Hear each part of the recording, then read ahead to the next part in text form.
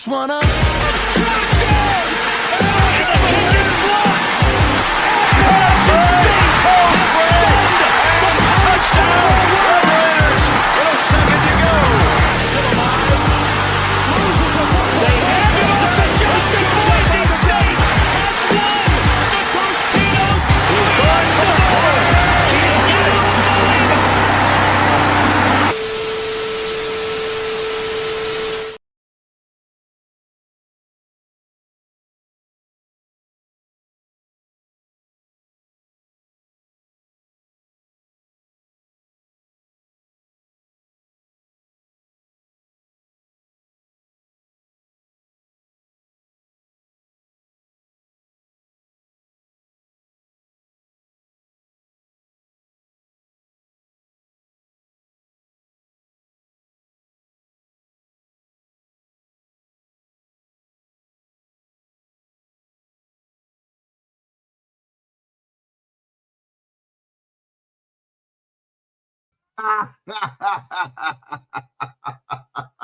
Let's try this again.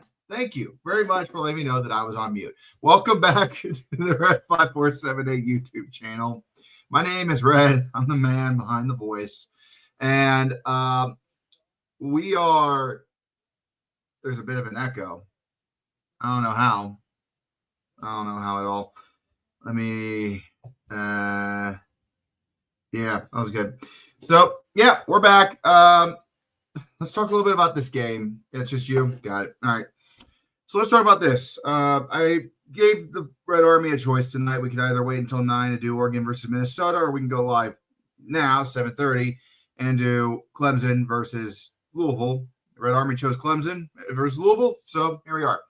Now, a couple of things about this game. Number one, Clemson, they are not in the position we thought they were going to be in come week 12, and it's very clear that they are on life support with their season. Fuck. The loss tonight would put their bowl aspirations on death's door. And don't get me wrong, I think that it could very well happen. Louisville, on the other hand, they're trying to recover from an absolutely devastating loss to Cal last week, which has all but taken them out of the ACC title race for the time being, depending on how much more fuckery we have in the ACC. If Louisville loses tonight, it's game over for them completely. If they win, they maintain some semblance of hope, but they are going to need a lot of help, and I cannot promise that they're going to get it. Yeah, I don't know where the fuck Zep's at. He'll show up eventually. Now, YouTube TV and ESPN are still at each other's throats, so you know what that means?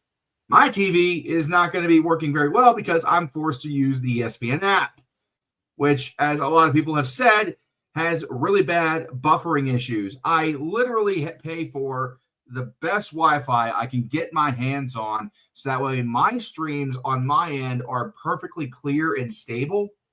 Yet you fuckers at ESPN can't seem to make a competent streaming platform to save your goddamn lives. You get one too many people in there, it's fucked.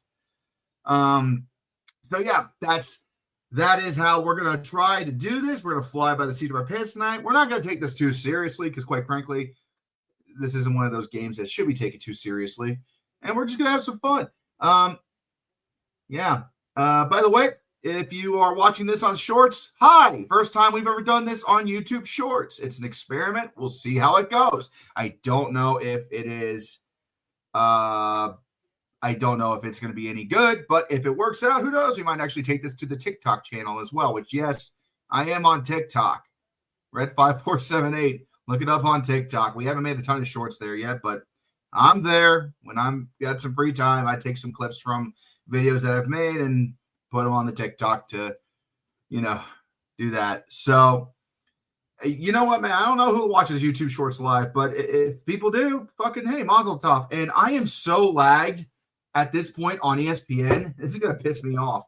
We are so far behind already because I haven't even begun the game yet on my TV and the scoreboard's ahead. So now I got to restart the damn TV. And I guess we're going to be shitting on ESPN for the next 3 hours because this is fucking terrible. How the fuck does anybody watch this shit on ESPN on their app? Hey, Kevin, good to see you again. Happy to be here. If you want to get your comment highlighted on stream, feel free to make a donation. Any amount will do. It'll support the channel and help pay for the fucking ESPN app that I dropped $30 on. Yeah. Let's try this again. I don't know why it's so slow. I guess too many people are trying to watch it at the same time. That's probably why. There we go. And now my fucking TV is completely glitching out. Okay. I don't know what's happening. It's apparently 2nd and 17 Clemson ball, and I don't know what the fuck's happening because everything's gone broken on the ESPN app. Literally nothing's working.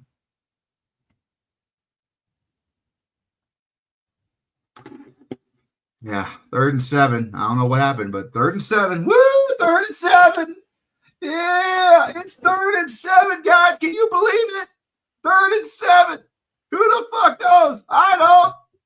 My TV's not even turning on now. What the fuck? Even my TV's like, nah, dude, I'm out. I quit. Are you fucking serious right now? What the fuck's going on? Is everything busted? There we go. Damn. My TV's like, nah, bro, I'm not doing this shit. It wouldn't turn on. Genuinely, it would not turn on. Oh, God. No, I'll be able to get this up here in a second. Just hold on.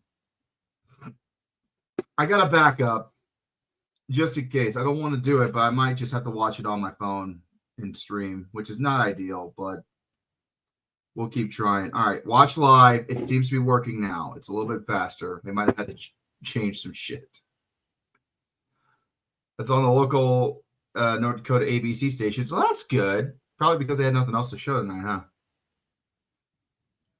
All right, we're back. And they went for it and they got it. Yep, on 4th and 1, Clemson went for it and they got it starting off early. And we're buffering again.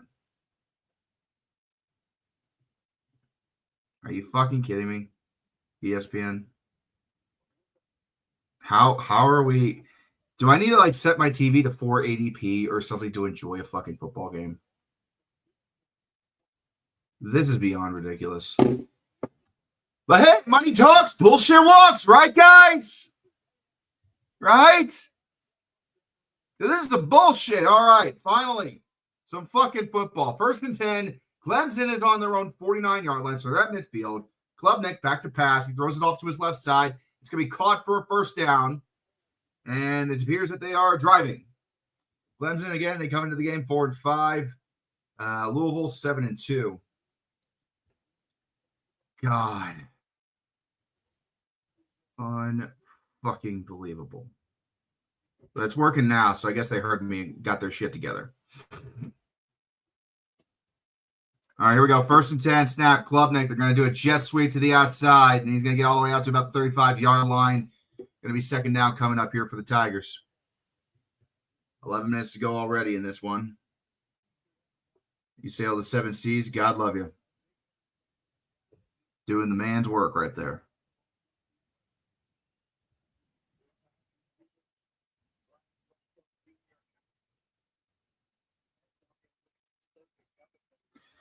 All righty. So 2nd and 5 from the 35 for Clemson. Klubnik sends a man in motion. Snap. Klubnik back to pass. Throws over the middle. It is caught. It's going to be down at about the 20, inside the 15. Going to down him at the 15-yard line. First and 10 coming up for Duke. And we got drinks. We got drinks tonight. A little Angry Orchard does the soul good. All right. Klubnik throws to his left, and they're going to get out to about the 8-yard line where he'll be shoved out of bounds. Davidson on the reception there. And there's a guy whistling on the stream non-fucking stop. This guy's like, I can't fucking. Like he's calling a fucking dog or something, man. Shut the fuck up. You're lucky I don't listen to the audio that much to do this shit. I'm not in a good mood. 2nd and 3 from the 8-yard line. Direct snap to the running back, actually, and he's going to be tackled behind the line of scrimmage. Went fucking nowhere. 3rd down coming up from the 10-yard line.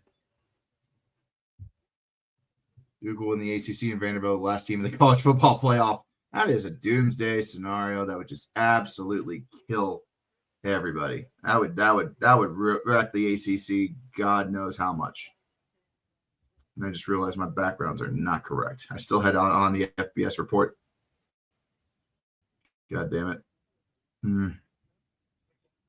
All right, here we go. 3rd and 5 from the 10-yard line.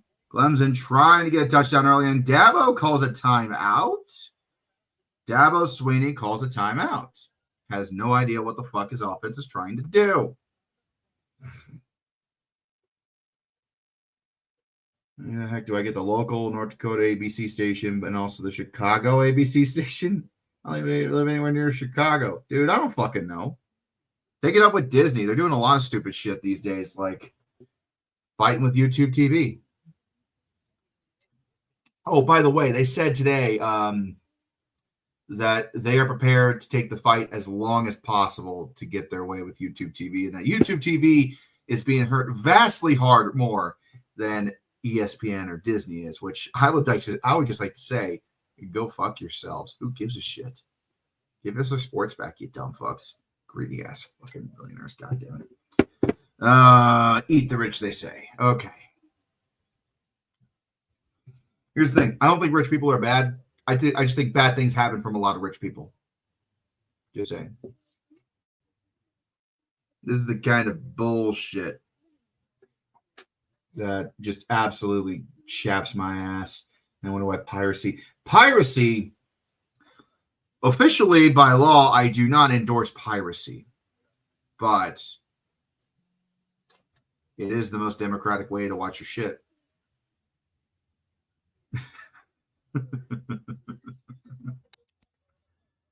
No, I would use the 7 Cs if I could, but I don't want to deal with the malware, and there's just too much kind of bullshit online. I don't know what I'm doing.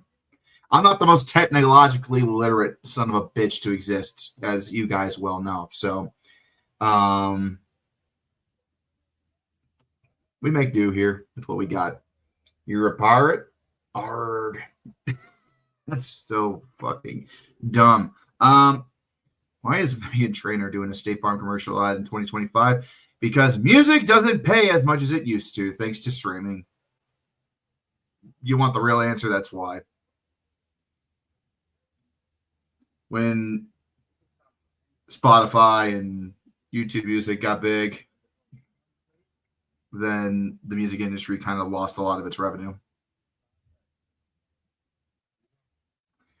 Yeah, I know. I heard that the other day in a video. When streaming started to replace cable initially, piracy was down because it was a lot cheaper than cable. And now I struggle to find a service if you want to be a sports fan, at least. Again, if for sports fans, I struggle to understand how what we do now is cheaper than cable. Like, genuinely, I struggle with that. But, hey, it's just the world we live in. Back from commercial now, 3rd and 5 coming up for Clemson. They are on a 10-play drive. And has gone 65 yards downfield. They're almost to the promised land. They just need to get 10 yards to get in there. But first, they need to get this first down on 3rd and 5. Klubnik, man, going back and forth in motion. And snap. Looks to his left. Dumps it off to his check down. And he drops it. He fucking dropped the ball. Good fucking God, you're terrible at your job. Randall dropped the pass. Right there in the hands. And dropped the shit. Goddamn. That was one of the easier throw catches you could make in your life. So, I mean. What the f*** was that? Deserves that. Absolutely. That was an awful drop. So, Clemson has to settle for a field goal here. Should be a 27-yard chip shot for the kicker. Snap down, kick on the way, clear through the middle.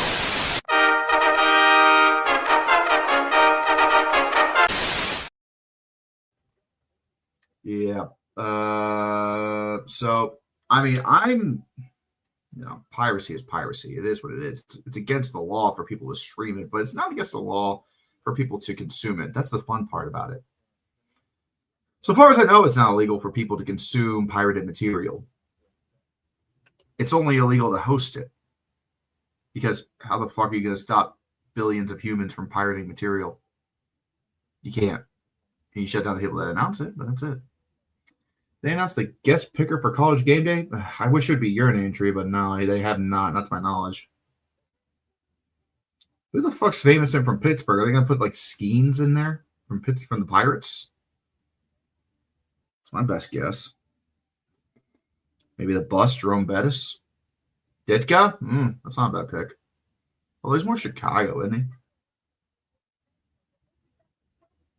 Roethlisberger? God. Ugh.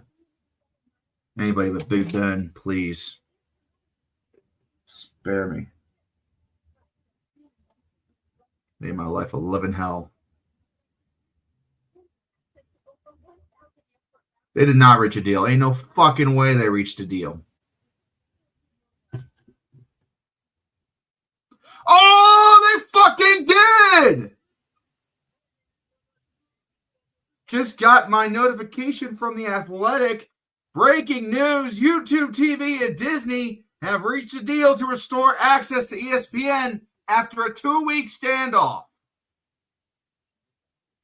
Fuck you, ESPN. I'm going to YouTube TV. Go fuck yourself. Yep. ESPN should be back on YouTube TV. I would guess relatively quick. Let's see if it's there. Let's see if it's there. Not yet. Not yet. It looks like it just... Oh, it's there! It's back! It is back! Oh, wait a minute. Playback error. Oh, those fuckers, they got me good. God damn it. All right. Well, oh well. I guess we have to settle for... God, this is like kissing your cousin or something. I don't even fucking know. I don't know who cracked. We'll find out based on whoever increases their streaming service price. If I had to guess, it'd probably be YouTube TV that finally caved. Because the Mighty Mouse just did not give a fuck. But if YouTube TV, if Disney actually caved, oh buddy, the memes are going to be glorious. They will be fucking glorious if YouTube TV actually won the standoff. First one to blink loses, and they blinked. I'm willing to bet that. I mean, it wouldn't surprise me if Disney did cave because they were losing so much goddamn money from not being on. But then again. They were probably willing to hold out as long as they could. The two biggest media giants. God damn it. I'm just pissed that we had to deal with this for 2 weeks in the middle of the fucking football season. You couldn't have done this in the middle of summer, you sons of bitches. Had to do it now. Fuck off. Disney was getting pressured by the SEC. Oh, shit. No way. 2nd and 8 now, by the way. Louisville's got the ball.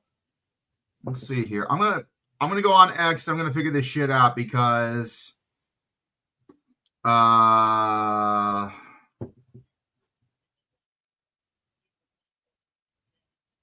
shit, wait a minute. There's some more breaking news. Speaking of Disney, Disney has secured the media rights to the NCAA men's and women's basketball tournaments beginning in 2029.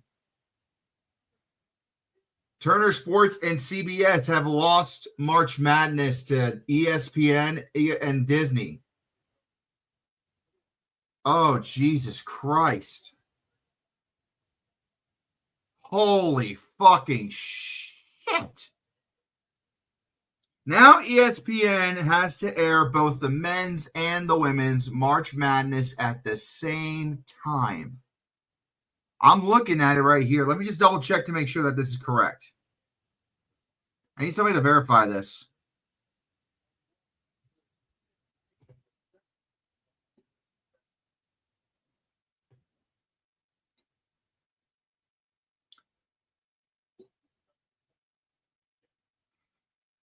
Handoff at the middle for Louisville on 2nd and 21 after a holding penalty.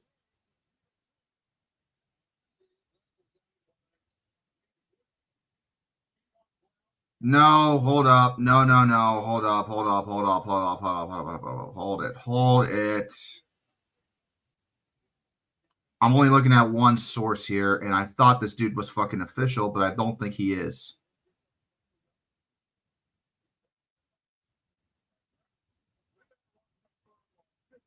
Third and long pass to the left side. It's going to be brought out to the 25-yard line, but that's it. That's where the drive dies. We're going to have to punt.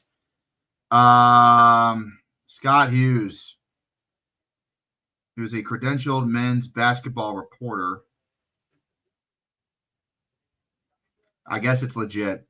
I don't see any other news about it, but I'm guessing that that's legit. Fucking shit.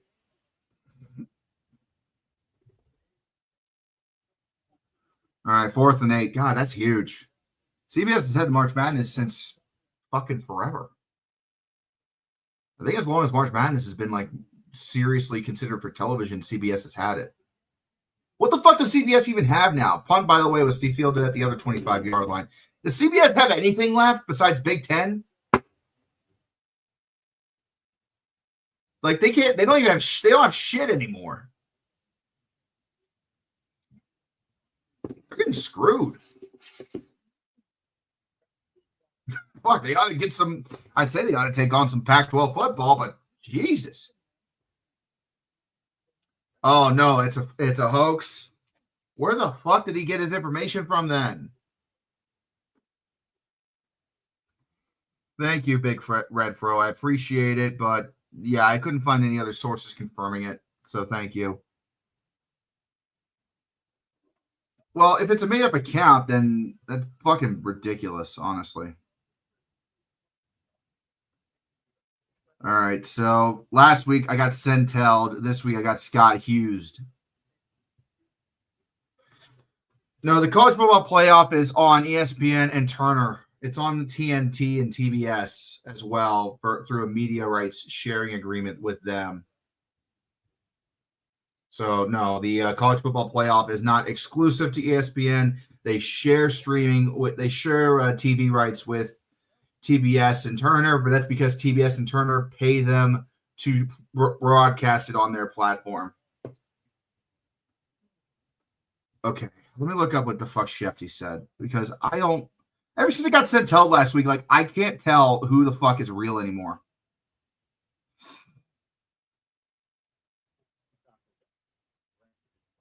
All right. So by the way, the agreement with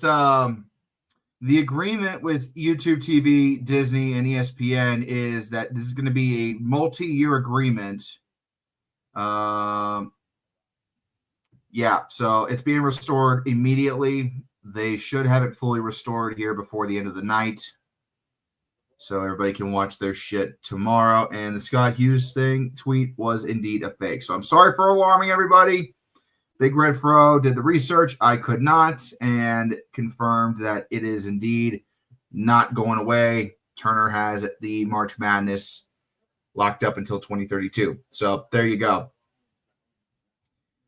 Clemson and Cardinals, I'm here for red sarcasm. These two teams need to be punted into the sun. Well, Clemson does, yeah. I don't know if Louisville really deserves it. I think Louisville. Let's be honest here about Louisville for a minute, okay? They're not like world beaters. They're not terrible, though. Could be a lot worse. I mean, what the hell has Louisville ever done to piss anybody off? They gave us Lamar Jackson. That ain't terrible. Yeah, I mean, here's what I don't like about the way things have gone for streaming right now. Okay? thanks to the way when I was a kid, and I'm going to sound real fucking old when I say this, but when I was a kid, it was incredibly easy to watch your baseball team or your football team or your basketball team or your hockey team because of the regional sports network model. Yeah, my parents had to pay an extra fee to the cable company, but it wasn't like expensive. It was like an extra like what, $3, $4, $5 a month on top of your cable package. Big Killer with the $2 says, "Go Irish." They got a huge game tomorrow against Pitt. Thank you, Big Killer, for the $2. I appreciate you very much. 1st and 10 for Clemson at the 25. Klubnik's going to hand the ball off at the middle. He can go fucking shit. Well, I actually got 4 yards out of it. That's not terrible. And now, instead of a regional sports networks that give you easy access, everything's streaming and it's all broken up by different companies. Like, let me just be clear about one thing. I am a Cincinnati Reds fan. I mean, duh. But I haven't been able to watch the Reds in 4 years on live television because I refuse to pay $20 a month for another streaming service.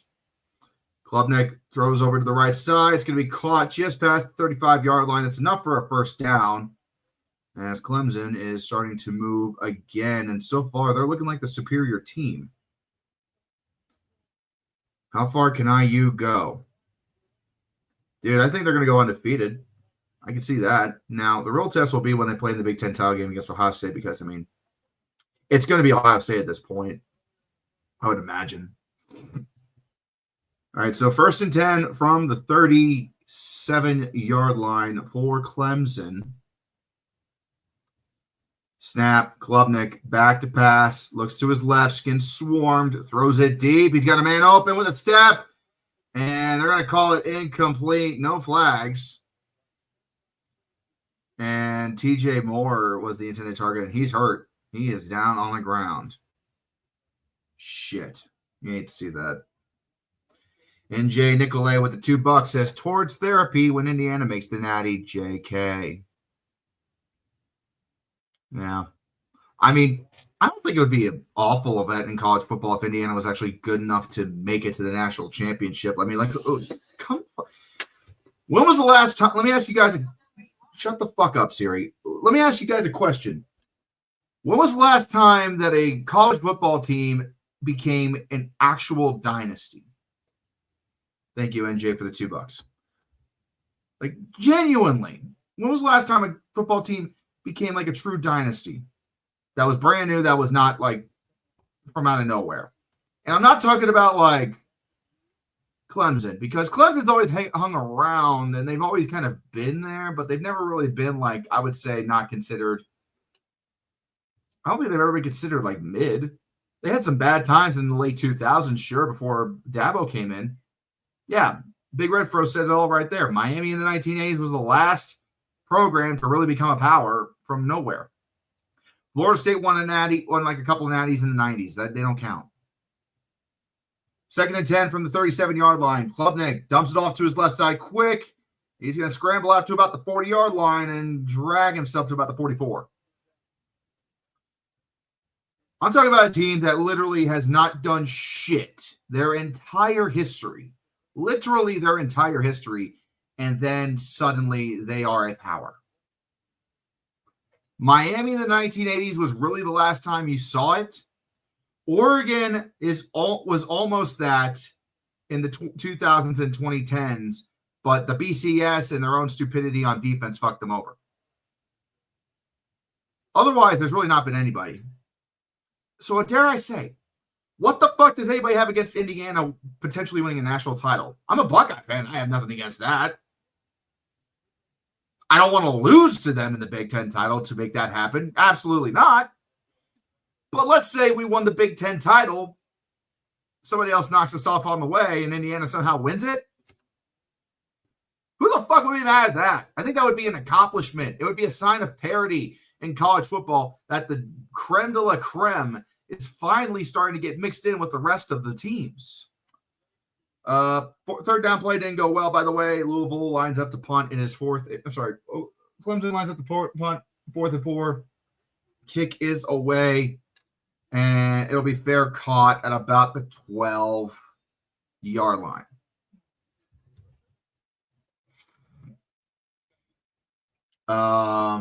Yeah, so I use sending a message that basketball.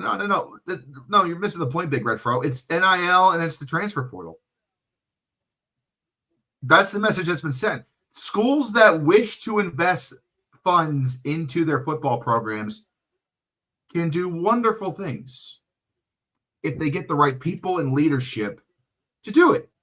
Indiana got Kurt Signetti, and they got a fucking steal with Kurt Signetti. As there's a handoff up the middle to up the 17 or 18-yard line. We'll get a flag down. See what the call is on the field. And players are pointing at Clemson. It might just be on the Tigers. Personal foul. Hands to the face on the defense. That's going to be an automatic first down from where the spot of the ball was. So Louisville gets a kick in the ass and our first actual drive downfield of the game. Starting to move. Maybe Baylor? No, maybe not. Sorry, Andrew. I know you donated, and I got onto a bit of a linchpin there, so hang on a second. Andrew Cobb with the $5. What's up, Red? What are your thoughts on Clemson's future? Let me answer after this play here. Snap. Back to throw is Moss. Throws over the middle. It's going to be caught for a first down. He's going to be brought down at about the 50, dead center of the field. 1st and 10 Louisville. I think Clemson's in trouble. I think they're in a lot more trouble than people are letting on. Louisville's going to hurry up here, so see what they do here. Moss back to pass again on 1st and 10. Throws it to his left side to the running back, and he's going to get brought down for a 2-yard loss. 2nd down coming up here. I think they're in a fuck ton of trouble. And the reason why is because Dabo's slow adjustment to the new era of college football with NIL and the portal has really fucked him over. College football, I've said this before in a few videos and a few live streams, but it's adapt or die. The coaches and the schools that adapt to the new landscape of college football have success. Indiana. The schools that don't, die. Clemson. They're on life support, I think. Moss throws over the middle, and I don't know how, but the wide receiver caught that in traffic, and it's another first down for Louisville. They got some shit going here. Thank you very much, Andrew Cobb, with the $5. Again, if you guys want to get your comments highlighted, feel free to make a donation. Any amount will do. Yeah. Dabo, you see all these coaches getting fired this season, and it's not because, they suck. It's because they didn't adjust to the new landscape as Moss has thrown it again to his left side, and he's going to be down at about the 34, they're going to call it at. And 2nd down coming up here. I mean, James Franklin, Brian Kelly, a couple years ago, Jimbo Fisher, Nick Saban resigned a couple years ago. I mean, what do all those coaches have in common? They've been in the game for a long time. What else do they all have in common? They fucking hated NIL. They fucking hated how the transfer system turned into. Ohio State got fortunate that they got Ryan Day at the right time where the NIL and the transfer shit was really beginning, and they fully embraced it. As a wide receiver screen completely fails for Louisville, and it's going to be 3rd and 6 coming up. Why is Dabo dying on this hill? Stubbornness. His own stubbornness. The greatest head coaches in all of history, out of all the great head coaches, 95% of them are stubborn asses, and they will not change their ways. The 5% become legends. And in that 5%, you have guys like Woody Hayes, Bo Schembechler, and Nick Saban and others. Nick Saban, however, admitted when he was over the hill and got out of the game. Moss, he's running out of time. He's getting flooded in the backfield. He's cleared some space. He's still looking, trying to make a man miss, just trying to get something going. And he finally gets brought down for a 2-yard gain, and it's 4th down. Just nobody was getting open at all. Yeah. Woody Hayes coached a completely different era. I'll say this.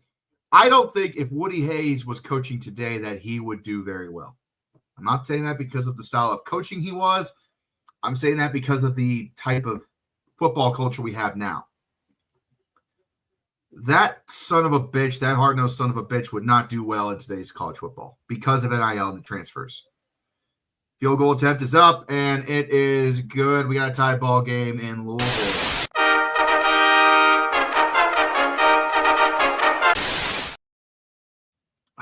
So, what do you have? Stroke down 2 years. God damn, that's brutal. You're not wrong, though. Brian Kelly's another example of coaches that were way past their prime, and they could not keep up with the current landscape of college football. Like, genuinely, he couldn't. I think what's going to happen is you're going to see a lot of these coaches. People are going to be like, oh, I wonder how many of these guys will have head coaching jobs next year. Maybe one. James Franklin might have a head coaching job somewhere next year. Billy Napier just got hired by Georgia to be a scouting assistant. Brian Kelly's going to wind up being an offensive coordinator for somebody. Mike Gundy, same fate. He's probably going to wind up being my coordinator for somebody. So I'm just telling you guys, a lot of these schools are going to get head coaches from the group of five or some other people, and they're going to have some great success. I think Oklahoma State's going to have a revival in the coming years. Virginia Tech's definitely going to have a revival in the coming years. LSU, they'll be back. I'm sure they will be back if they can get the governor off their ass for 5 minutes. But these coaches, man, they're not going to be a head coach for anybody for the next season. And if they are, they're going to go up in flames. It's going to be awful. People are saying that, like Florida might hire Lane Kiffin, like you're saying, Orange Kush. I get it. And I believe, and I'm with you. Like, why the fuck would he leave Ole Miss at this point? If Ole Miss makes the playoffs, he's not leaving, point blank. Do I think the group of five are going to pose a serious threat to the Power Four in time? In time, yes. In time, absolutely. First attempt for Clemson at the 25-yard line. Klubnik scrambles, throws it to his right. It's going to be caught at the 37-yard. No, they're saying incomplete. Never mind. One drink down. Titans inquiring for Lane Kiffin. Holding on the defense. That's going to give up Clemson an automatic first down. I mean, I don't know about that. I think that a group of five conference could definitely rise up and become a legendary conference given what you are seeing with NIL and the transfer portal, because all the NIL and transfer portal is doing is just getting the guys that did not have a chance to make the fucking first string on their own squads and then go to another school to develop and hone their skills as a starter. Now, by default, that means they're probably going to be second best. But you never know. Look at Pittsburgh. They started Eli Holstein this season. He crashed out hard, so they went to their true freshman. All of a sudden, they're going to have a massive college game day against Notre Dame tomorrow. And we have reached the end of the first quarter with the score being tied 3-3. On to the second. And I am very much hopeful that this is going to be a pretty good game, actually. I was thinking that it was going to be a blowout one way or the other. I don't think it's going to be now. It's actually kind of close. Hey, gang, just got home from a 10-hour shift out in the apartment I applied for. Won't accept me because I don't make enough money. Since when do apartments give a shit about how much you make? All they do is rip your asses off anyway. Who gives a fuck? I guess they want to make sure you have enough money to rip your ass off with. I don't know. Sorry to hear that, man. That sucks. Apartments are a bitch. I am very fortunate that I got a house when I did during the pandemic because I got very lucky there. But I feel bad for people that have to get an apartment. It's terrible. I'm on the YouTube TV, by the way. It's officially back on YouTube TV on my end. It's probably back for you on your end as well. So, Mazel Tov. Let's celebrate the return of ESPN and the Disney Network to YouTube TV. But fuck Disney and fuck YouTube TV for causing all this bullshit. Yeah, but you see this apartment? Solid chrome toilets. There better be chrome toilets with how much fucking money that's going to be. Oh, wait a minute. That's not an apartment. He's talking about prison. I was looking at a $650 a month place. That's a pretty good deal. Yeah, I know, Atlas. We saw. We're back on YouTube TV. Fuck yeah. I mean, we're not on YouTube TV. We're on YouTube, but I'm watching the game on YouTube TV now. Because fuck ESPN and their shitty app. I'm canceling my ESPN subscription immediately. Fuck them. Like, I pay $90 a month for YouTube TV. That's expensive as shit, right? Well, for what I gotta do with all this other bullshit, I have to. One bad, no small. I don't know how you got rejected for an apartment if you're making more. God, I'm sorry, Nerd. Stop. That sucks, dude. Well, yeah, I know. I'm not getting robbed blind. I'm just getting robbed. Period. I see how much I'm paying a month. I know they're robbing me of money. I know it's fucking expensive. If there's one thing I know for a fact about how the world works, though, they're never going to bring their prices down again. We're going to have our prices. We're going to have to get paid more. And that's the eternal struggle, isn't it, gentlemen? Here's to being broke. I swear, if I ever get successful enough on this platform to raise my family with just doing YouTube, number one, I'd be extremely grateful. Number two, I would never be rich a day in my life. I would never, ever try to be rich or act rich or anything rich because I have been fucked over by more people with way more money than I have in my life, and I don't know how they can think that way or be that way. Those with money have big egos and small dicks. Money talks, bullshit walks. And a lot of bullshit walks with a lot of money.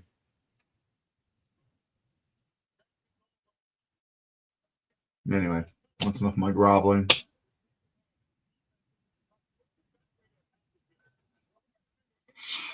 That's funny, Jonathan.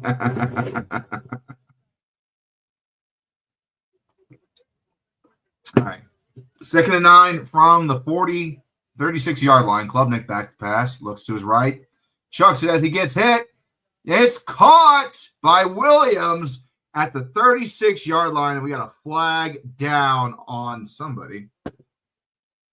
God damn. Holding on Clemson. That's going to deduct them from the pass. And that's going to be 2nd down and long coming up.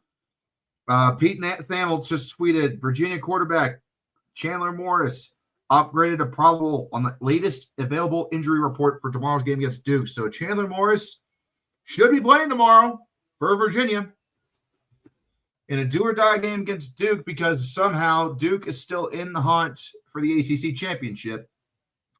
And that is big. I mean, that is big.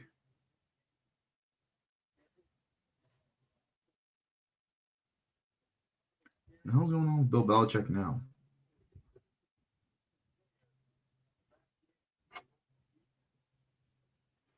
Oh, yeah, Dabo is easily the best head coach in Clemson history. I don't think anybody can deny that.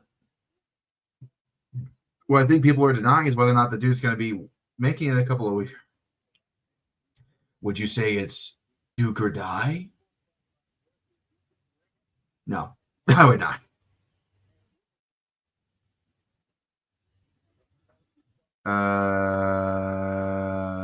What the fuck? So I guess Bill Belichick's been getting some heat lately for potentially going to the Giants job, and he has announced today publicly that he will respectfully decline any sort of offer made by any sort of coaching position, whether it be from the NFL or elsewhere. Duke could nuke him. Everyone's got jokes tonight, huh?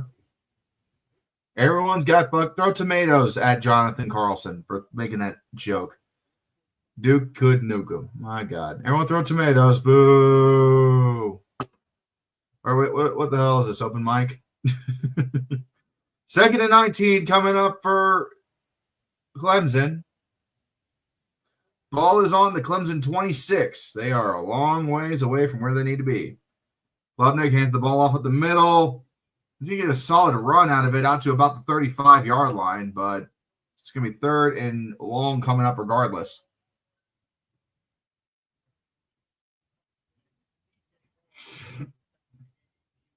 I think UNC is a better team than people give them credit for. No. They are exactly the kind of team that we think they are. I respectfully disagree. No. They don't have a line. They don't have a quarterback that's protected by that line. I mean, nobody on that team has really shown me anything, honestly. And they've been under the radar for a while, ever since that week 1 game. Klubnik back to throw. Still looking. Throws it to his right. It's going to be tipped and dropped. Incomplete. 4th down coming up. There is a normal YouTube live stream. Just go to the channel, Chelsea. Just go to the channel. I have both. I have a live stream for both tonight. The YouTube, traditional YouTube live stream, and the Shorts live stream. We're trying out something different. If you're watching this on Shorts, thank you for watching. You're a part of a great experiment. You're the hamster to this wheel. And if you're not, well, you're just watching the show as you normally would, and that's cool. Chelsea, if you can't find it, just go to my just one of my other platforms, and you'll be able to find it. The traditional live stream. I shared that because I know people aren't probably going to want to watch the Shorts. I don't even know how Shorts really looks. Let me actually take a look and see how Shorts looks. Let's see if it's any good. Yeah, so yeah, you guys on Shorts are the hamsters tonight.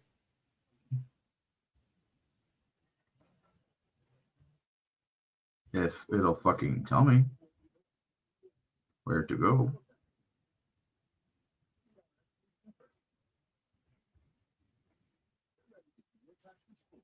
Okay. Yeah, I can't look at my Shorts. Weird. Watching line on Shorts kind of sucks ass. Well, this is an experiment. I'm not committed to doing Shorts. If it looks like if it sucks ass, then we won't do this again. But I wanted to know. I wanted to know what it was like, if it was worth doing or not, because apparently Shorts has become kind of like the next viewing mechanism for people going forward. I mean, everyone is on TikTok. I'm on TikTok. That's not a joke. I am on TikTok in case you want to look it up. I don't have like full like documentaries and shit on TikTok. But I am on TikTok, red_5478, if you want to look me up. I've had a few Shorts up there, but I mean, nothing too crazy. It doesn't look horrible. I just prefer traditional stream views. Agreed. And it works better for this as well anyways. But I have thought about putting this on TikTok as well for live streams. I don't know if I'm going to pursue that. But we'll see. The reason I do this is just because I want to just test some shit out. All right. Phone wouldn't play nice with the Shorts. Okay, cool. Outside of the ACC, who is your favorite chaos? What's your favorite chaos scenario, Red? I actually looked up a couple of different chaos scenarios that The Athletic made on their website today. And my favorite one by far is Iowa wins the Big Ten and makes it in. So, yeah, because Iowa still has a chance to make it in somehow. I mean, they probably won't after this week, but as of right now, they still have a chance. The one I hate the most is the one where 7 SEC teams get in.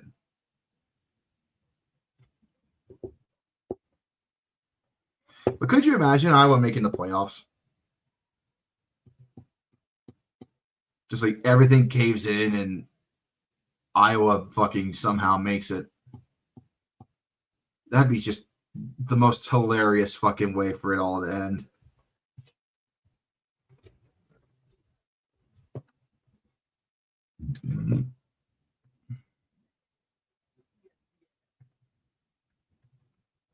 I don't know if anybody's going to go to LSU immediately, honestly. I don't think anybody's going to want to jump over there that quick at all. Back to pass, Louisville. Moss throws it over the middle. It's going to be caught about the 20. That's where he's going to be brought down. The hell happened to Minnesota in that Iowa game? Defense.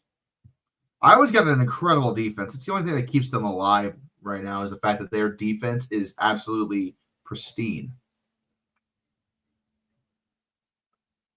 Yeah. No, absolutely. The governor of Louisiana scared a lot of people away from LSU. And there's a run up the middle. He breaks free out to the 30, 35, 40, down at about the 43-yard line. Huge gain there for Louisville. And that's going to be a first down. Yeah, if I was a head coach, LSU is not the job I'm going to go to right now because of all the bullshit that you're seeing over there. All the fucking politics with the governor and everything. Forget it. That's a hell no. The only guys that would go to LSU right now are probably Division I non-power conference head coaches that would rather take a shot there than anywhere else. Like, I'd go to Virginia Tech. I would go to fucking Florida. I would go to anywhere but LSU.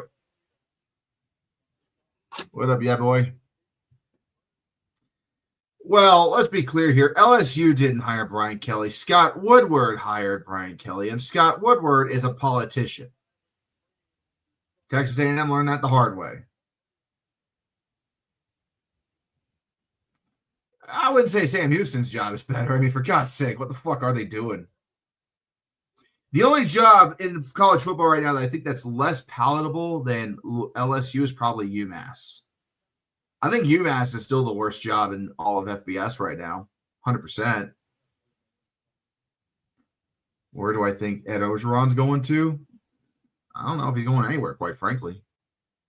He's good. He doesn't need a coach anymore if he don't want to. He's made his money. I heard some people talking about him possibly going to Arkansas, but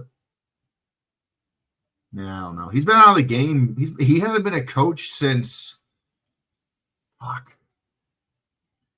Orgeron hasn't coached since 22, 21. So I seriously doubt that Orgeron is going to be able to go anywhere and do anything. Like, really, I don't see it. Little Debbie scented candles. What the fuck does Little Debbie even smell like? You know what? Don't answer that for me. I don't want to know.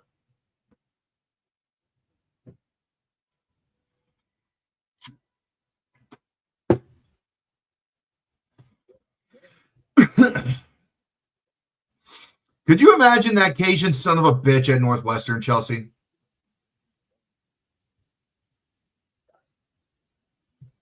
I thought I misread that completely. I remember there were rumors of him to Northwestern and all that. Yeah. Could you imagine if that had happened and you have the Harvard of the Midwest, Northwestern, bringing in a crawfish-loving Cajun country boy to be their head coach? That would just confuse the fuck out of everybody. All the elites in Chicago would literally vomit in their chairs.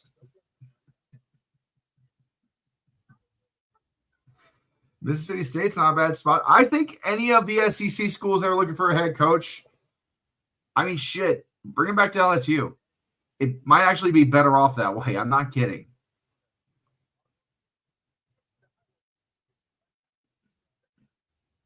He's got to leave his staff's wives alone. Oh, no.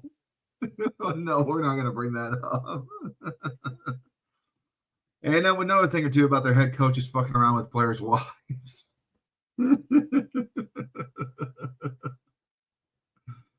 Oh, no. I would say that they might just go back to Orgeron. It genuinely would not surprise me because him and Woodward just did not get along all that much. Oh, we got royalty at the house tonight for Louisville. Lamar Jackson is on the sidelines with the players. Oh, sorry, guys. He's not in uniform for you. But he is on the sideline motivating his players for his team.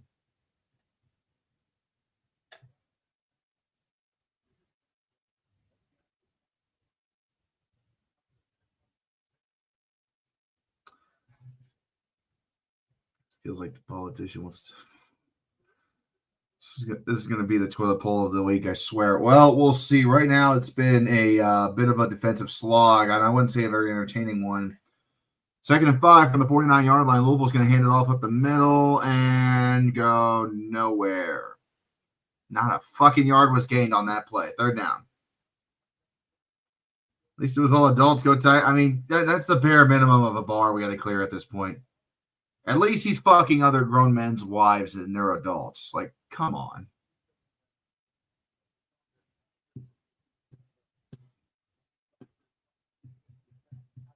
All right. 3rd and 4 from the 50. Moss back to throw. They sent a blitz on him and incomplete. 4th down. Well, that's been the story of the night so far.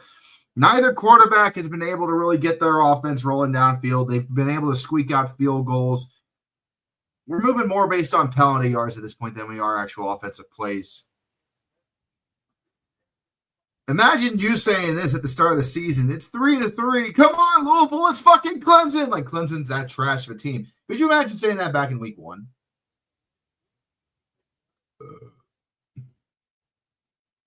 It's crazy what happened this season, isn't it?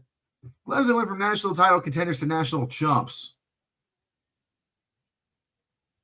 Fair catch at the 6. I would have let that shit bounce, bro.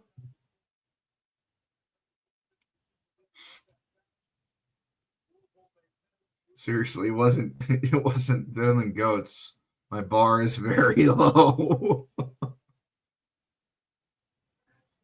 My bar has dropped extremely low as well for at least teams in college football this season. Are you alive? Yes. That's it. Nerd stop. I hope you're being sarcastic. This just shows how deep the ACC is. Define deep. Define deep, man. I don't know what the fuck deep is with the ACC anymore. That bar is in hell at that point. 1st and 10 from the 6-yard line. Clemson has its asshole on the goal line. Klubnik, hands off, fumble! Fumble on the play! And it's been recovered by Louisville inside the 5. Oh, Clemson, you stupid sons of bitches. You just fucked the ball! Hey! The people have spoken, and they say you suck. On a toss play to Randall, he bobbles the pitch and he fumbles the ball. Oh my God, you idiots! You morons! Oh my God.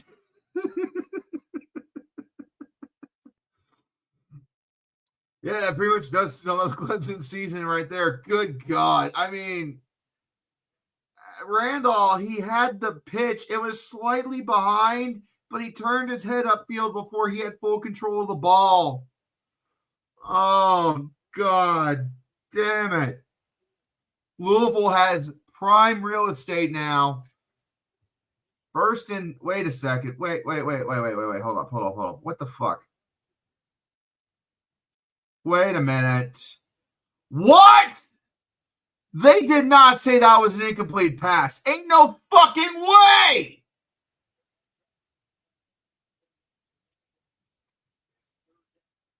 And they didn't review it.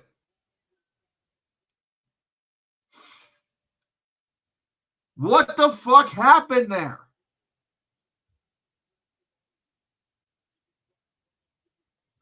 That's not a fucking fumble. He pitched it backwards to the running back. What the fuck? That was a fumble. How is that a shovel pass? Are you fucking blind? 3rd and 9. Klubnik. If there's any justice, they get a safety right here. Nope. but it's incomplete. Fourth down. Are you fucking kidding me right now?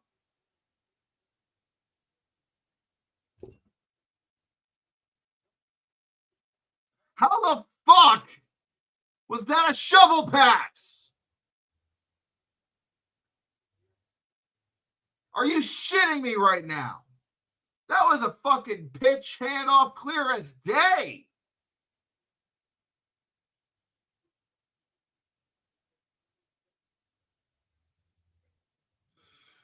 Oh, dear Lord, that would have changed the game.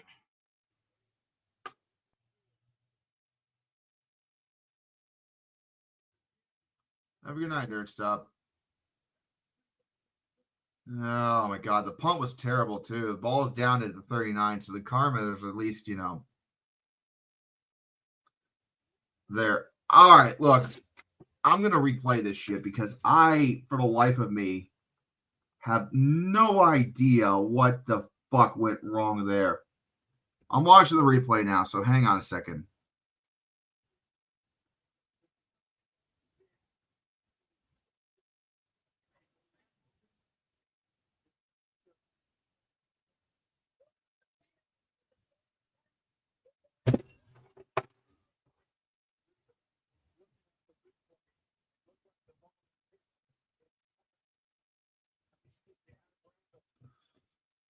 Okay, so while we were laughing at Clemson's stupidity, I did finally actually look at the replay.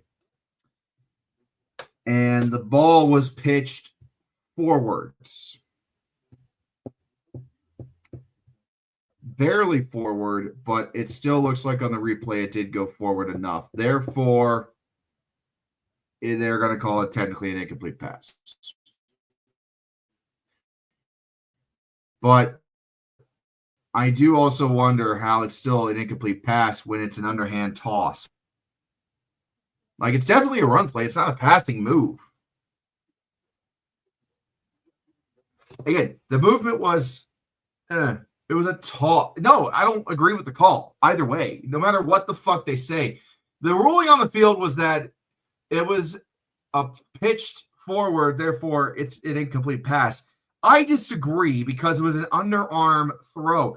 I don't think an underarm throw in football should be considered the same as an overhand throw or an overarm throw.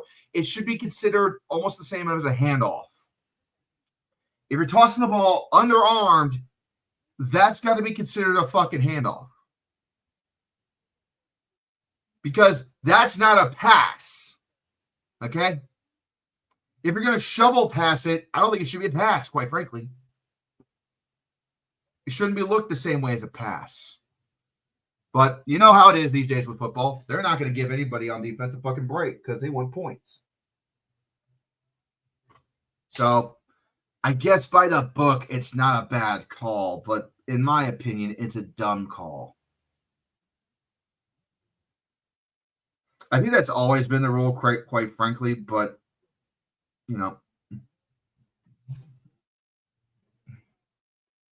I don't know, dude. Like some of these, I love football and all, but sometimes I really get pissed off by some of these rulings. I'm like genuinely furious. Yeah, no, right. Ironically, they'd have more points on the board right now because Louisville would have had the ball on the 2-yard line. It would have been 1st and goal. But it's not to be. Not in this moment. So, alas, we continue on with Louisville now having the ball at the 30-yard line. 1st and 10. Moss looks to throw. He's going to throw it deep. It's going to be caught to 10. Inside the 5. Where will they spot him? He is down at the 1. 1st and goal. Miller Moss makes an excellent throw down the middle of the field to the wide receiver. Caught inside the 10 and just barely misses it. Let's see if they might actually give him the touchdown on this replay. Oh, man, that's close. I don't think they're going to give it to him, though. 1st and goal, at least from the 1. They are going to review it. They are going to review the play. Missed the horse collar. Sure, I'm more worried about the touchdown at this point, honestly. Let's see where they mark the ball because I'm going to turn the volume so I can hear what the officials are saying.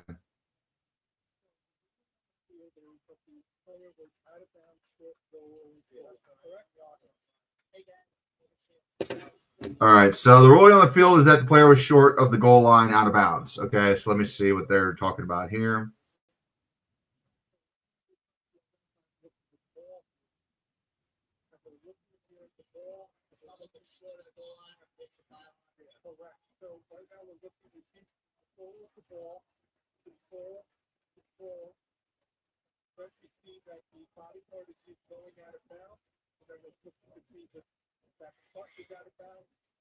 There's a lot of motion blur on this picture here. I don't really get a good look.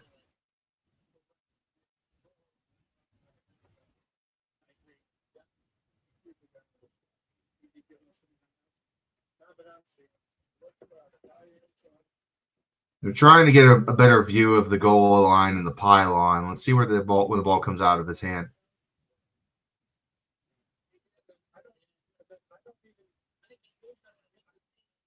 Yeah. So what's going on, guys, is that the ball, as it's about to hit the pylon. Now remember, if the ball hits the pylon, that's the goal line. So that's considered a touchdown. As long as you hit that pylon or if you cross the plane, get any ball on the chalk, as they say, it's a touchdown. As the receiver's trying to extend for the pylon, his right knee hits the ball and the ball pops loose just before he hits the pylon. The ball goes out of bounds. Therefore, it should be 1st and goal at the 1, like they said.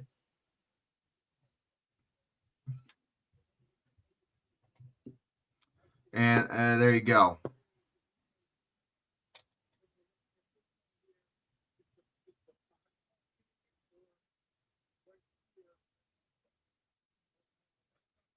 They're giving this a really good look, though. There's not another good look for this. So, I mean, genuinely, I think they're going to have to stick with the call on the field because I'm just not seeing anything else that shows that it's going to be touchdown. So let's see what the call is. So they're going to be upheld. So 1st and goal from the 1, like they said, after review. Yeah, no, that's the crazy part about that. It could have been a touchback if the ball had crossed, if the ball had gone and crossed, and if he had lost possession and the ball bounced out of the end zone. But since it never went into the end zone and it was out of bounds,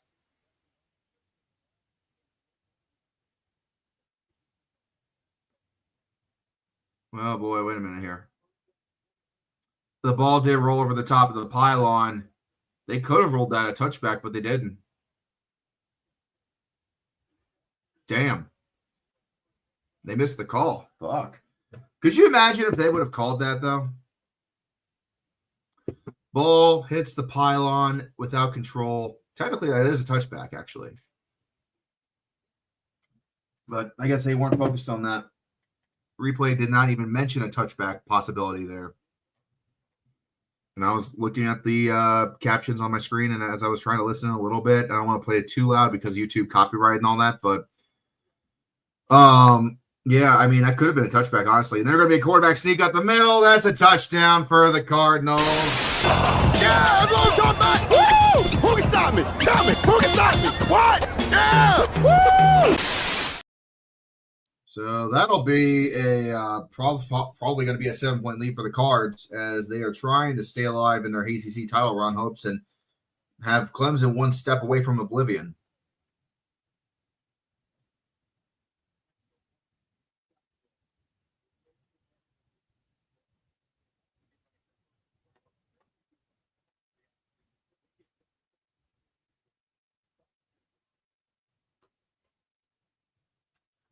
Oh, shit.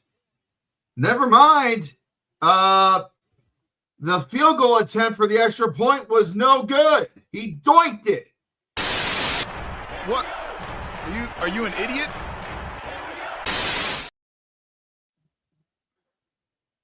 I mean, the snap was good, the hold was fine, and the kick just he just shanked it. Honestly, he just shanked the kick. So instead of a clean 7 points, they're only up by 6. It's 9-3. Louisville after the extra point. This is a well, this game has officially gone a little bit sicko, hasn't it? Because this is just a mess. We had a 99-mile-an-hour doink off the fucking crossbar. Like it hit the crossbar so hard the fans on the other side of the field could have heard it.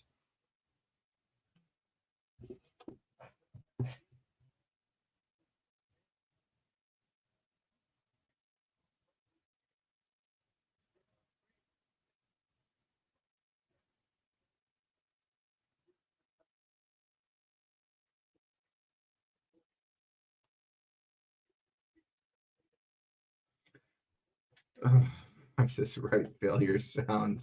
D1 kicker missing a 20-yard extra point. My God. Yep, it's that's ACC football right there. This is pure ACC football. That's all that we got. Are you fucking kidding? How do you miss that extra point? How do you do that?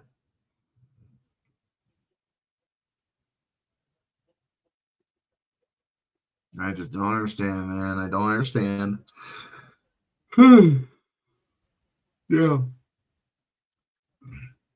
I think Georgia Tech could win in that large spot. They went out, but they don't win the championship. That's a possibility. Klubnik on a wide receiver screen. He's going to get it out. It's going to be a first down from the 39-yard line coming up here for the Tigers. As we have about 8.5 to go in the first half. It has been quite an interesting first half for Clemson and Louisville because it's just not been a very well offensed game. Like the defenses are playing extremely well tonight. And the offenses, they suck. Miller Moss definitely isn't playing great. Klubnik's not playing great either. This is just a rough game to watch right now, offensive-wise. If you're a fan of offense, this game sucks. Klubnik, wide receiver screen to the outside again, and they're going to get out to about the 47-yard line. It'll be third and short. Nope, second and short coming up here for the Cards. No, for the Tigers. Sorry.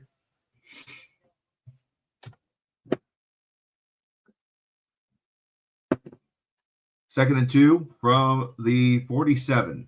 Klubnik, wide receiver screen again, and it's going to be caught at about the 45, right out to the 50. It's going to be a first down, and Louisville damn near picked it off. They saw that play coming from a mile away, and they damn near picked it off. But they just one step away. All right, so first and 10 for Clemson now from about the 50-yard line, so midfield here.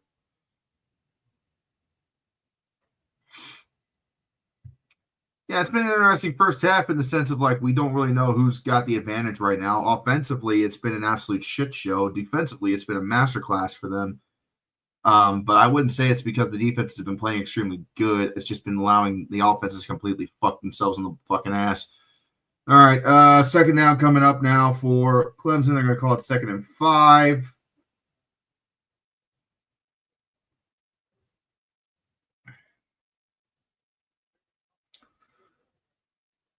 I mean, if Louisville loses tonight, they're fully out of the ACC title race. So, I mean, this game has huge stakes on the line here.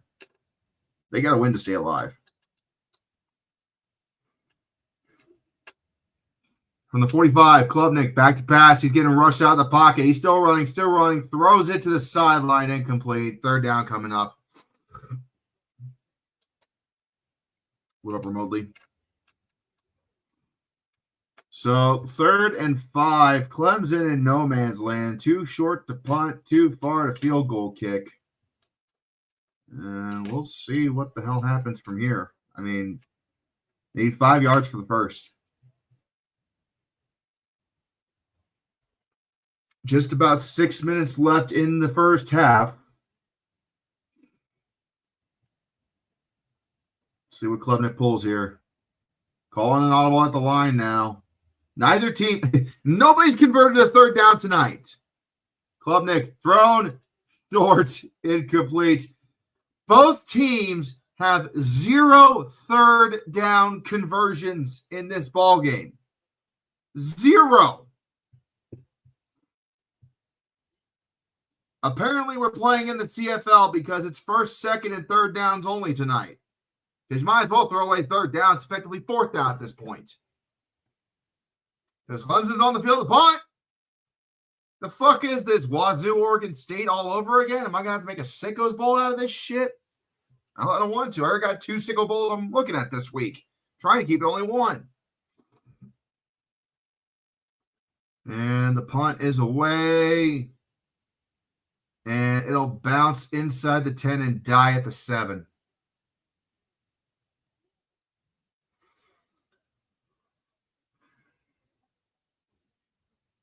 Okay.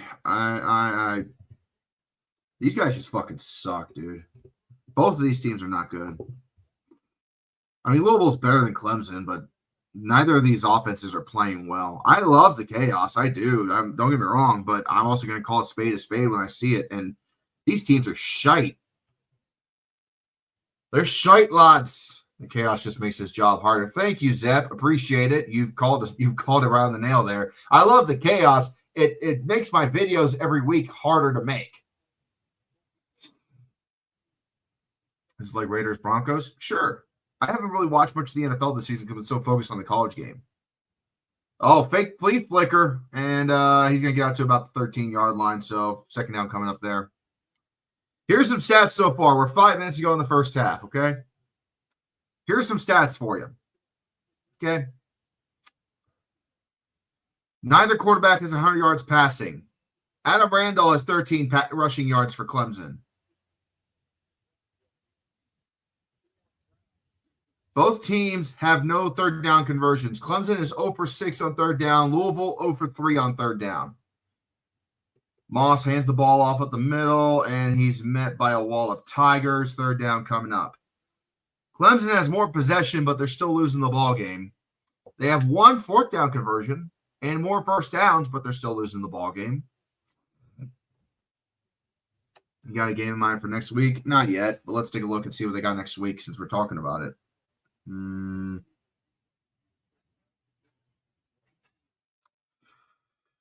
Oh boy. Everybody, all the best games are on Saturday next week. So I mean, USC Oregon could be a good one. BYU Cincinnati is going to be a big one for the Big 12. Moss back to pass. It's going to be caught at the 20, first down Louisville. That is their first third down conversion of the ball game right there. Louisville and SMU is going to be a good one.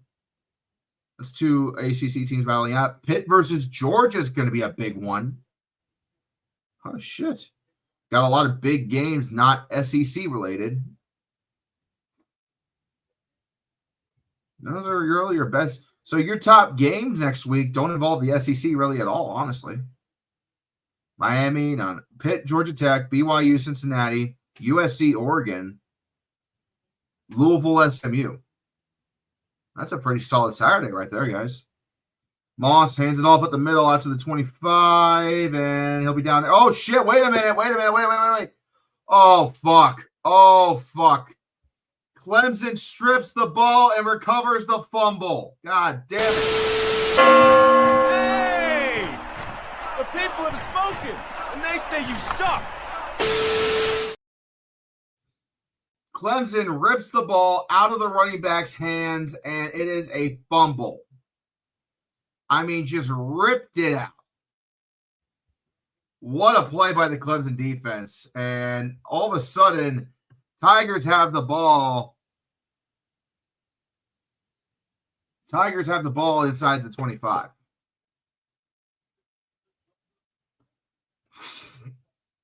Who'd have thunk it? Louisville finally gets a conversion on third down, and good Lord Almighty. Cardinals fuck the ball. Gotta love it. This is just your classic hard-nosed, no bullshit ACC football. God damn it, man. Oh, boy. Clemson fucks this up, man. I'm going to laugh.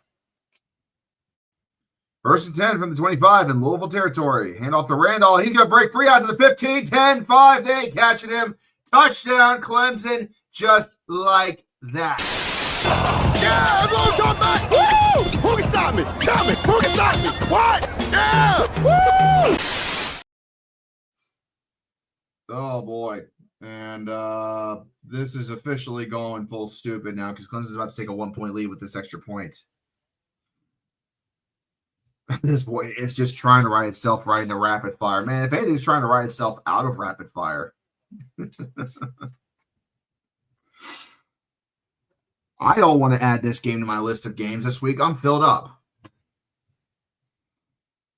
And the extra point is good. Clemson takes the lead 10-9, and we have a nearly tied ball game. The extra point's going to come back and bite Louisville in the ass. I know it.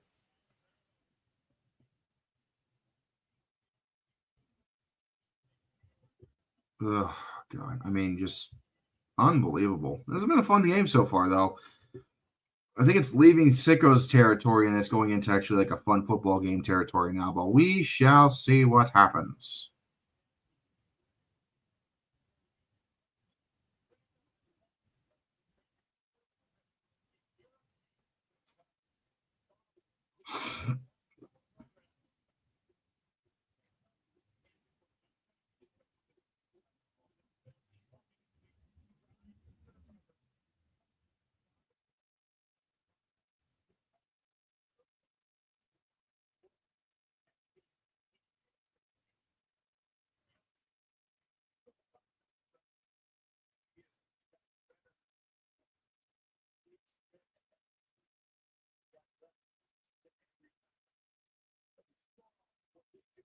All right. The Governor's Cup in 2 weeks is going to be unbearable to watch. Yeah, it should be a war crime to put down on television.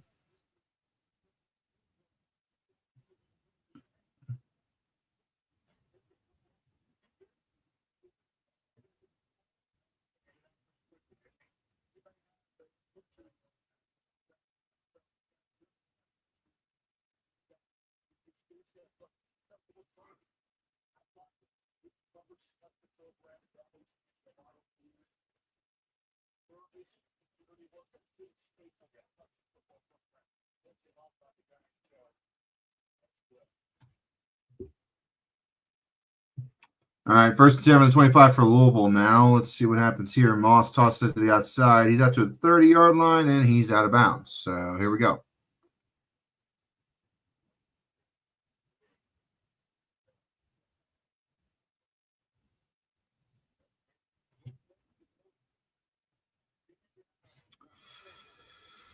Ugh, Jesus Christ. This is Clemson's first ranked game against Georgia Tech in week 3, and they're winning. Yeah, they're winning, but only because Louisville's stupid enough to be losing. Quite frankly, they don't miss the extra point. It's a tie ball game. Let's just be real here. They're winning because the other team is stupid. 2nd and 5 from the 30. Moss back to throw. It's going to be caught at about the 33-yard line, and 3rd down coming up here. And the wide receiver kind of got his ankle twisted up there, and he's limping off. Oh, he's down now. Hurts too bad. We've already had quite a few injuries tonight. The Friday nights are killing the players a little bit, I think, here. He's trying to get up and walk it off, but he just can't. Ankle's fucked. Wheel got fucked up. He got a flat tire. Fucking shame.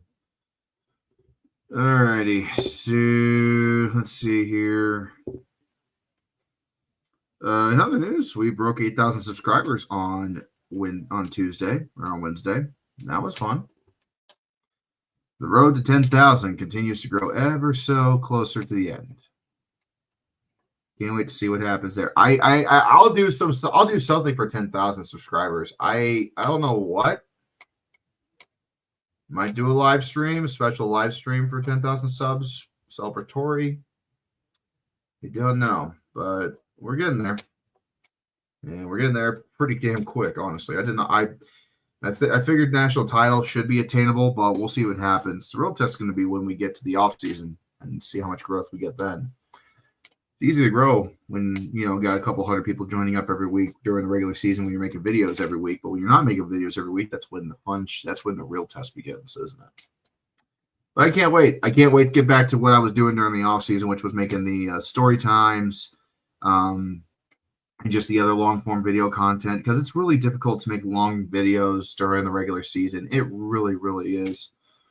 I got lucky the A&M video came out when it did, because I was not going to be able to make another video like the A&M one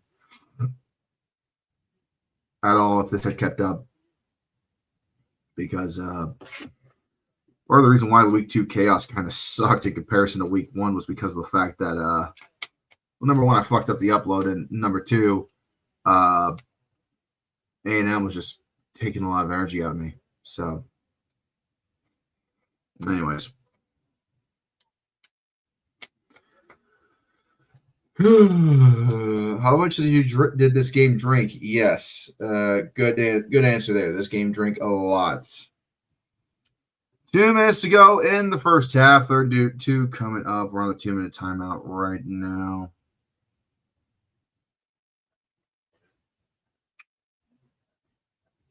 Man, what a ride this season has been, huh? And we're nearly at the end.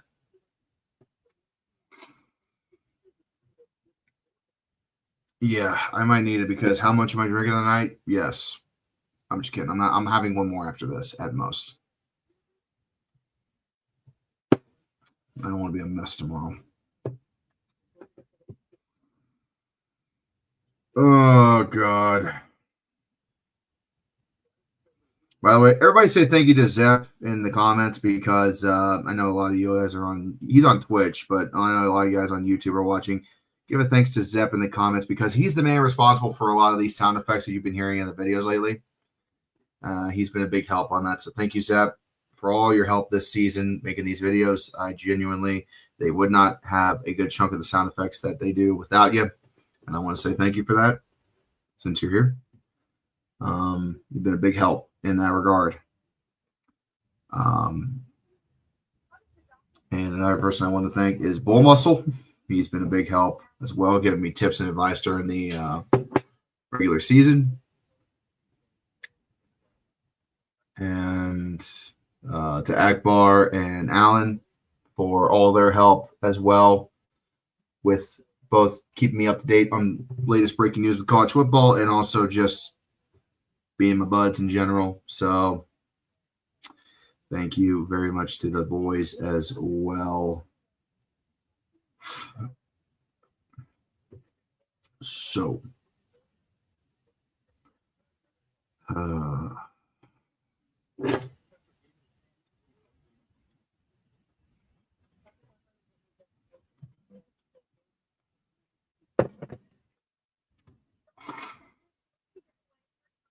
oh, God. I am genuinely just looking forward to the offseason right now at this point, just so I can get a break. Making videos during the regular season on a weekly basis is just so difficult. It's so tough.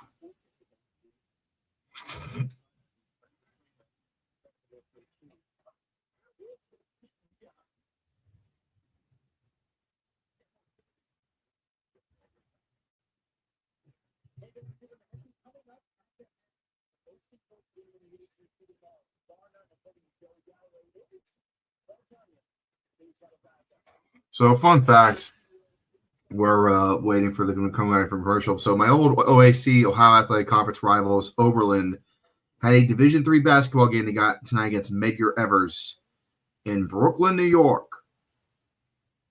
Why the fuck is an Ohio Athletic Conference school playing a basketball game in the middle of fucking Brooklyn? That makes no goddamn sense. Snap ball is handed off up the middle, out to about the 45-yard line. First down, Louisville, as we are now sub 2 minutes. And also the gymnasium that they played in for Medgar Evers is just, fuck, it's worse than some high schools, honestly. Brooklyn Poke, one of our captains on Patreon, sent me some pictures of the game because she's in New York. And she showed me what the fuck was going on at Medgar Evans. And I am stunned. It's the handoff to the outside goes nowhere, by the way. Second down coming up. Like, it genuinely looks like a middle school auditorium because you have a lot of miscolored walls and old fucking shit everywhere. You can only put 272 people in the gym because there's a sign from the city of New York that makes it illegal to put any more than 272 people inside the gym. Passes incomplete, 3rd and 11. And then there's a goddamn stage with curtains on it behind one of the basketball hoops. So it's a full-on high school gym auditorium. And most high school gyms don't have a stage in their high school gym. So it's like elementary school level shit. There's shit hanging off the walls. There's grime on the walls. I mean, it genuinely looks ugly as fuck. 3rd and 11. Oberlin won the game, by the way. Ball tipped, incomplete, 4th down. Oberlin won the game 91-72 from Brooklyn, but God. LSU has surpassed Florida State at the circus school. Yeah, you're absolutely right because I'm already making a fucking video on LSU. When we get done here tonight, I'm probably going to be working on that video next. Or I'm going to try to finish up the video this weekend finally. I got about almost a 25-minute long takedown on LSU and Brian Kelly coming up. And I want to try to have it out this weekend. And I've been saying that for 3 weeks in a row now. But I'm going to try to have it out this weekend, genuinely, because I'm almost done. I just got to grab some more video clips from other shit to play as B-roll, get the music and sound effects in, and we're done. So I think out of the 25 minutes, I have about, let's say 9 something to go. Yeah, we'll say about 9 minutes left.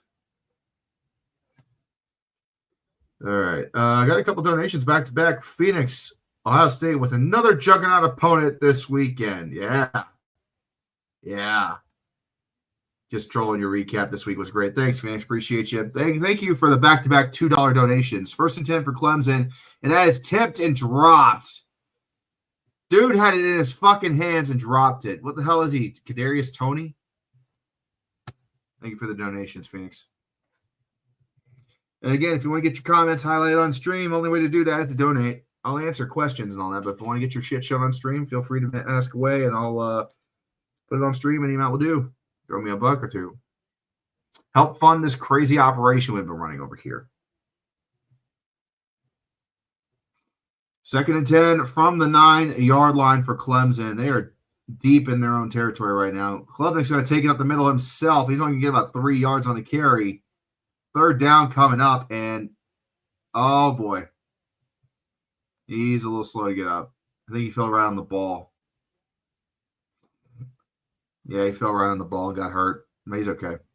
He's going to huddle up and he's fine. They're not calling a timeout on the run play. We got less than 30 seconds to go in the first half here. Nobody's stopping the clock. Like, what are we doing? What are we doing? They got 2 timeouts. Are they just going to run the clock out? All right, Clemson's just going to run the clock down.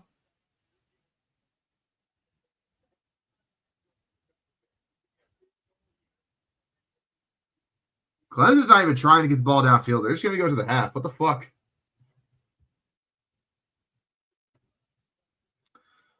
Where did the 5-4-7-8 come from, by the way?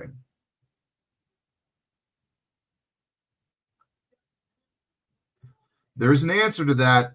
I'm not going to share it here. It's personal.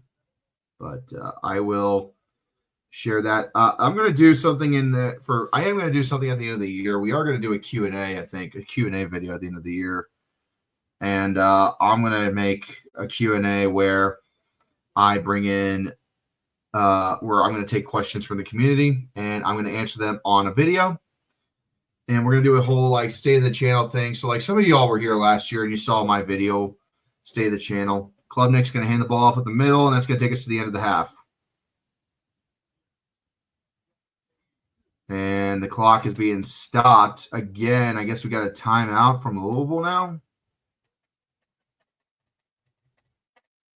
Yeah, Louisville's going to call it a timeout, see if they can get something going on the punt here. Yeah, so end of the year, one of the videos I'm going to make is I'm going to make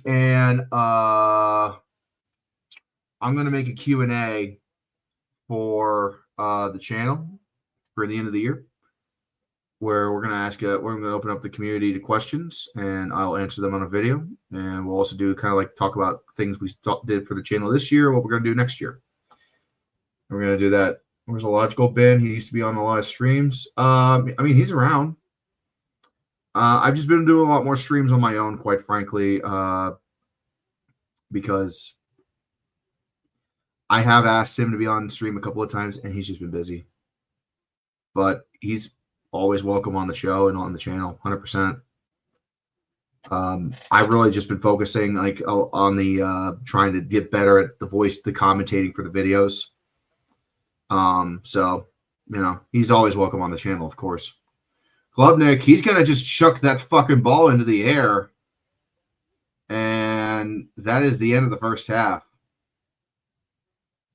So they literally just did nothing the final 3 plays. That's it. Yeah, I mean, he has his own channel to run too. And he's trying to grow that up, and it's been slow going. And I mean, I've been always happy to help him out and be on his channel and be on his streams as well. And I've had him on a few streams this year as well. It's definitely less than what it was last year, and that's partially just because of the fact that I've been busy. I usually don't announce streams so far ahead of time like I used to. So he's not always available to do so. He's either usually doing his own stream or he's busy doing something else. So, but you know, all love, of course. I wouldn't be doing this shit if it wasn't for Illogical or Duck or Alan or Akbar, quite frankly. Akbar, especially, he's been really great on the shows. So he's growing his Twitch as well. Go follow him on Twitch if you can. Follow Alan as well. That's why I always got their shit on my description of my videos. Every single video I upload, their shit's always in the descriptions. Their YouTube channels try to, you know, grow the brand. So if you want to check out their guys, I mean, yeah. Oh, DJ, you asked a question? Hang on.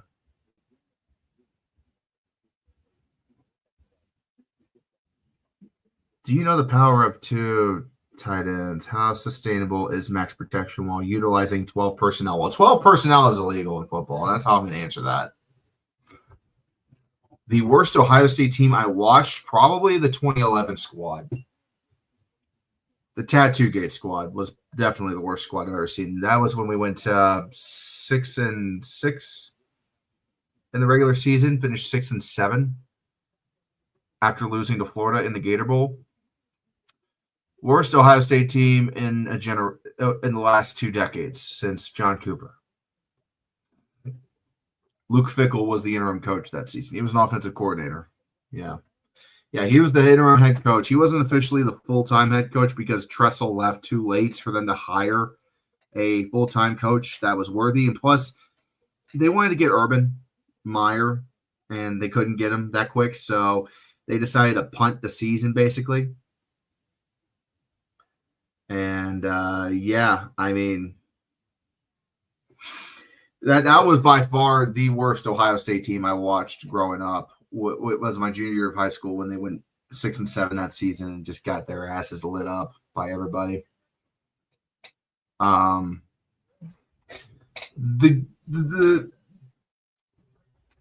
In the last century, no. I mean, they had worse. I mean, you guys saw the Ohio State video. I mean, their season. They had one season with John Cooper where they didn't even go bowling. Towards the end, like I think it was 99, they didn't go bowling. Worst in this century, sure, we could say that.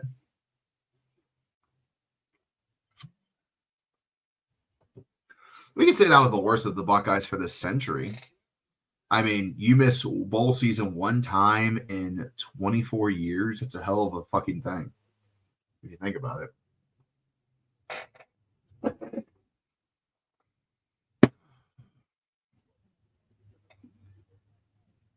Quarterback for LSU, Garrett Nussmeier, is doubtful for LSU tomorrow against Arkansas, still dealing with abdominal injuries.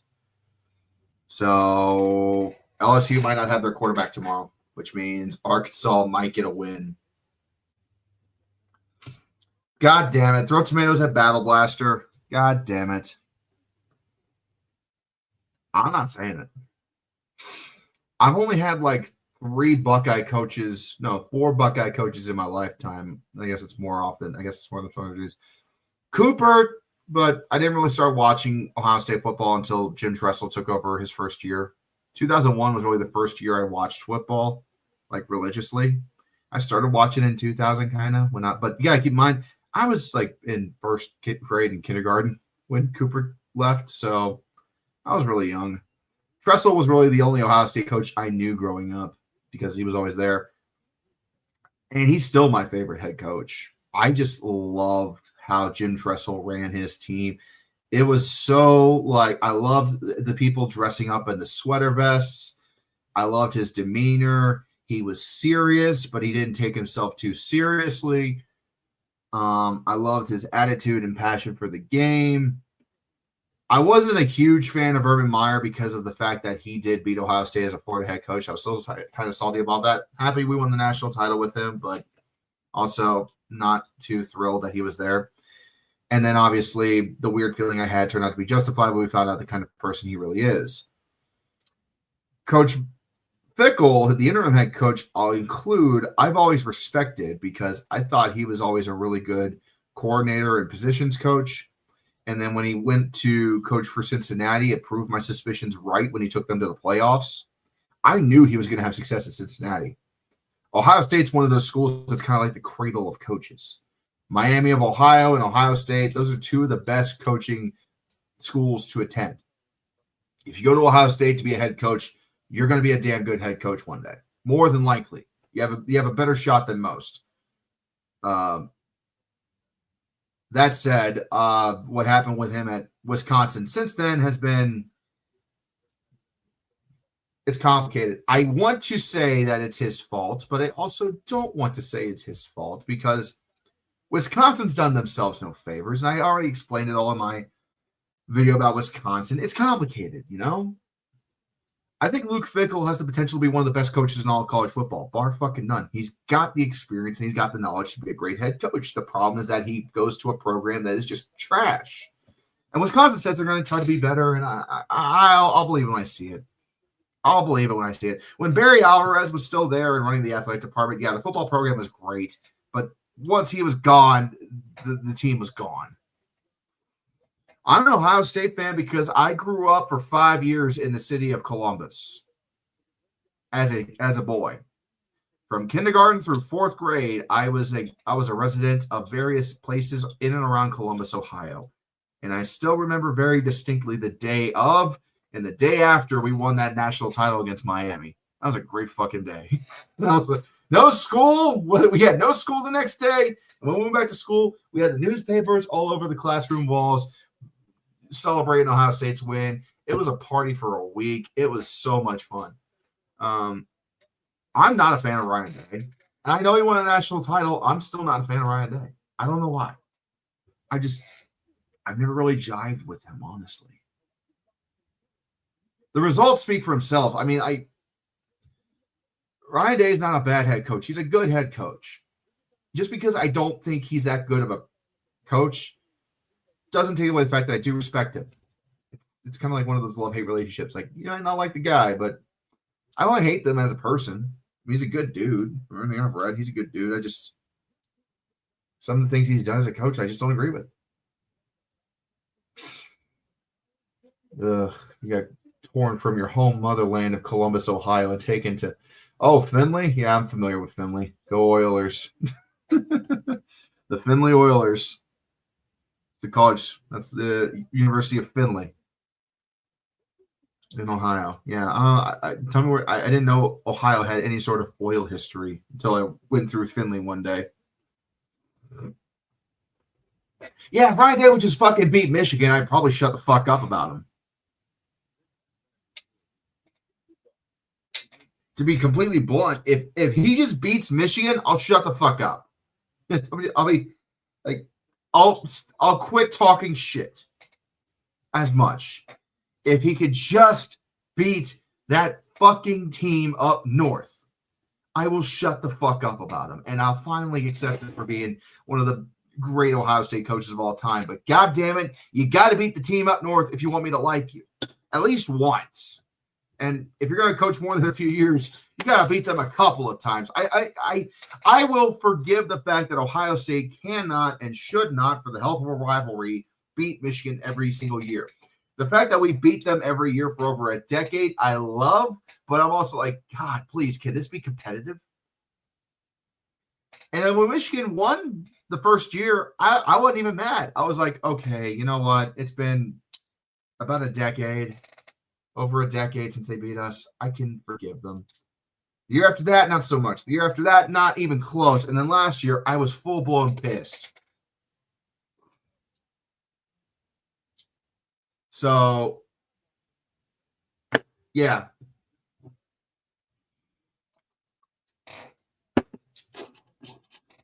For there to be a rivalry, the other side has to win once in a while. But streaks are just awful to deal with.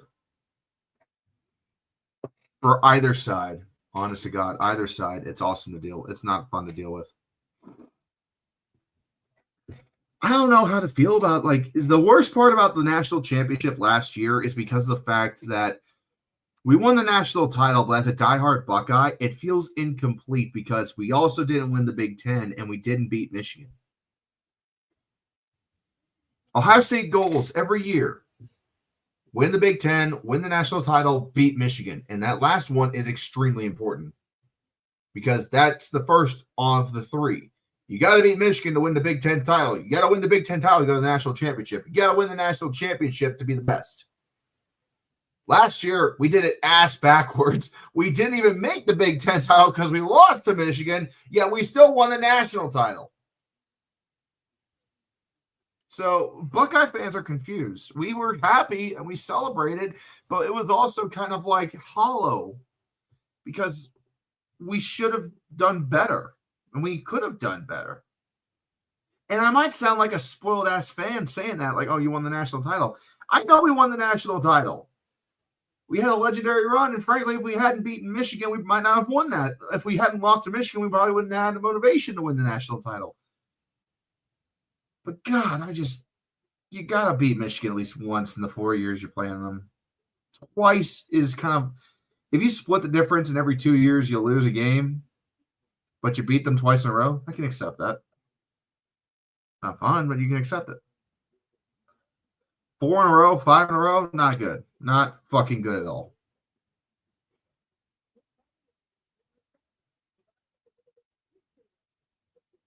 So. All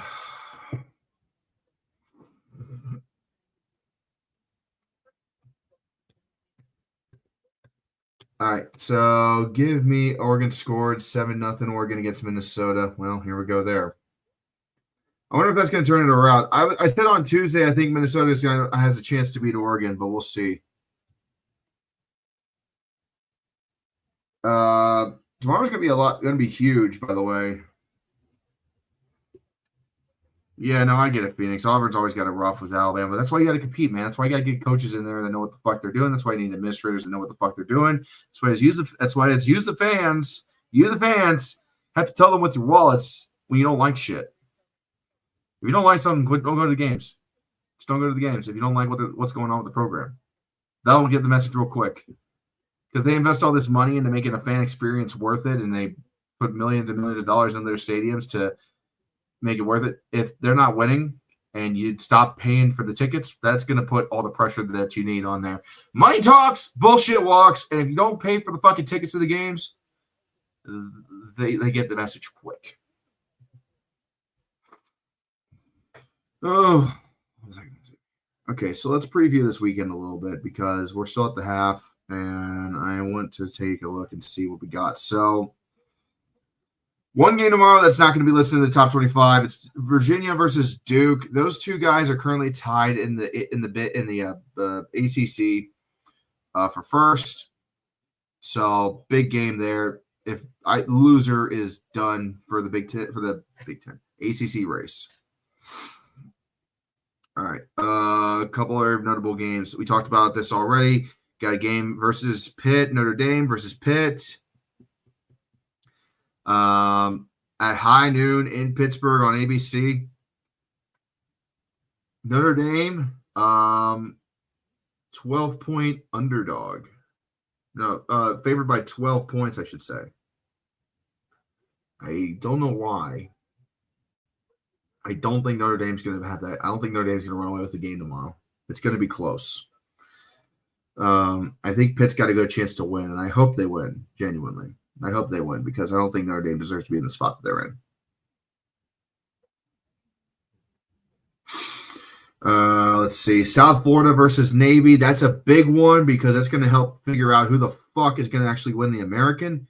Navy, I was doing the numbers this week because we're still like 1 week too soon to really get real scenarios for clinching berths and title games and shit. This Saturday is going to answer a lot of questions for us in that regard and clear up the picture a little bit. But basically, Navy only has 2 games left before they play Army in December. Now remember, Army-Navy doesn't count towards the American because the American Championship game is played before Army-Navy is played. So keep that in mind when I say all Navy has to do, they just got to win against South Florida, and then you look at the rest of their schedule. So let's say Navy beats South Florida tomorrow. Their last 2 games, they got Memphis and they got Army after that. But they only got 1 game left before the end of the regular season. So if Navy beats South Florida tomorrow, depending on where the other games end up going, they could virtually lock their place in the American Championship game before they play Memphis on November 27th. And that game between Navy and Memphis, I mean, it could wind up being Navy and Memphis again the week after that. Because you look at the standings, again, Navy only has to play 1 more game because they don't play Army until after the conference title. So they play 1 less conference game before everybody else. All Navy has to do is win 1 more game and see where everything else lays out. Navy has not lost to – okay, let me rephrase myself. Navy's only loss of the season in conference play, they haven't lost anybody in the conference. Okay? They're the only – them and South Florida are the only let me correct myself, actually. So in terms of conference play, they have lost once. I'm trying to see where the fuck that loss was at. Who did they lose to? North Texas, that's it. My bad, yes. So they lost to North Texas. Right now, Navy, South Florida, Tulane, North Texas, and Eastern Carolina have only 1 loss in conference play. Yeah, Eastern Carolina, who's 6-3, still has a shot at the AAC title, the American title. If Navy loses again, South Florida then has the most probable path to making the American Championship game because they only have UAB and Rice to finish the season, and they'll be at the top of the conference. Tulane has cupcakes, except for Temple. They have Florida Atlantic tomorrow, Temple next week, and then Charlotte to finish the season, which is a guaranteed win. They need to win all 3 games to make it in. Temple's probably the only team that could trip them up at this point. I am not streaming tomorrow. I'm going to be busy. I know the last 2 weeks I haven't streamed on Saturdays. That is because I have plans with my woman. And as I'm sure you guys can understand, happy wife, happy life. So, but no, me and my girl, we're going to go out and do some Christmas shopping. which she is extremely excited about, and I'm excited to do. And we're going to go get the Christmas tree out, do some decorating, and just have a little day to ourselves, which is much needed. Don't worry, I'll be keeping an eye on what's going on as well. And then next week, we should be streaming on Saturday because it's really going to be the best chance for a good game.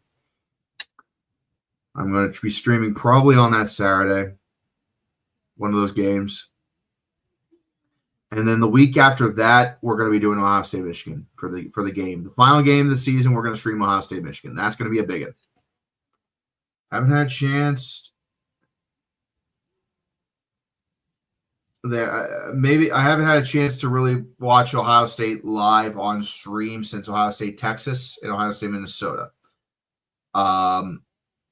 I haven't made them a priority this year because obviously they haven't played that many big games. But the game is the biggest game. And I'm going to be a little tired because I'm going to Indiana versus Purdue the night before. And I'm going to be watching Friday Night Football from West Lafayette. My girlfriend is a Hoosier, so that's why we're going. Indiana wins. They clinch their spot in the Big 12 championship. They got Wisconsin this week. They take the week off, and then they play Purdue.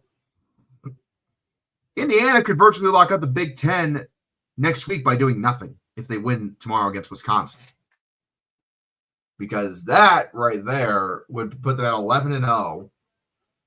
And even if they lose to Purdue or Wisconsin, which I seriously doubt, they would be tied with Oregon at that point, and they're not going to get leapfrogged by Oregon because they beat Oregon. So really, Oregon's best shot at making the Big 10 championship is Ohio State losing. Because then they might have a tiebreaker that gets them over the hump. But we shall see. Would I go to the San Antonio to eat churros with one of them big old... What? Hey, Red question. Would you go to San Antonio to eat churros with them big old women, Olay? No. No. If I go to San Antonio to eat churros, I'm bringing my girlfriend. No, why the fuck would I do that? So weird, Floby. I hope you need to rephrase your question or something. Oh, that's weird. Come on, man.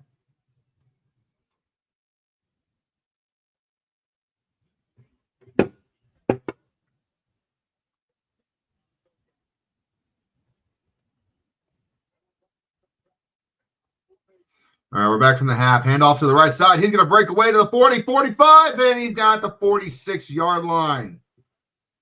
First down, Louisville coming up here. Oh, you're referring to a joke from Charles Barkley? Yeah, that went right over my head. I don't know that joke. I'm sorry, buddy. Didn't mean to think any otherwise.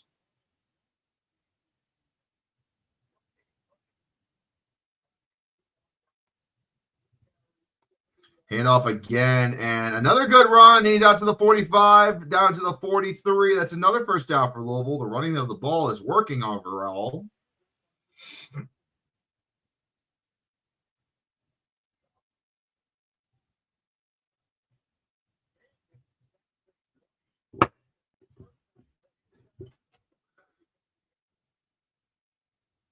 Well, William, hey, man, don't get yourself too down here, okay?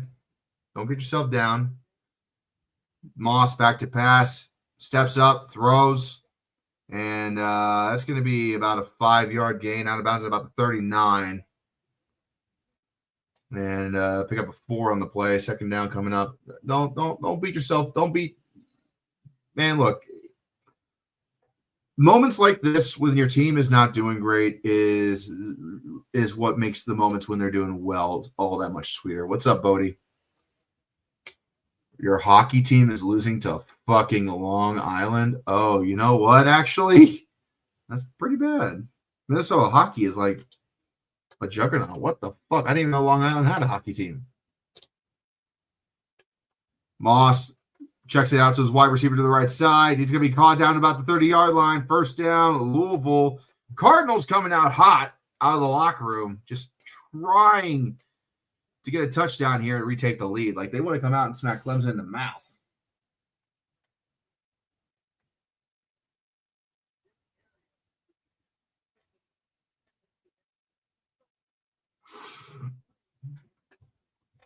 South Florida has a hockey team. Come on. Where's the ice in Florida? First and 10 from the 29. Moss. Handoff at the middle. He's going to break loose out to about the 20. Burls a man over inside the 5. First down, Louisville, as Brown destroys a guy as he's running up, and he got tangled up there. He did the splits. He damn near did the splits when he got tangled up there at the end of the run. Brown just absolutely steamrolled a fucker. Oh, club teams? Okay, that's fair. Brown just absolutely demolished that linebacker.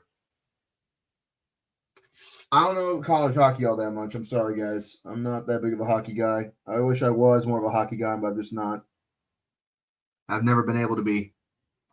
I get big around. I like hockey. Don't get me wrong. I'll watch it during the Olympics and when the playoffs are on and all that shit. Four Nations was fun, but I'm just not that deep into it. Brown is limping on the sidelines after that run. He is not happy. He's hurting. He's hurting bad. I mean, I used to watch the Blue Jackets here and there, but again, streaming just makes it weird. And there's a reverse. Trick play. Touchdown, Louisville. Yeah, everyone come back. Woo! Who can stop me? Tell me. Who can stop me? What? Yeah! Woo! They do a reverse that turns into a pass to the tight end for the touchdown. Louisville takes the lead off of some trick play fuckery. God damn, that's good.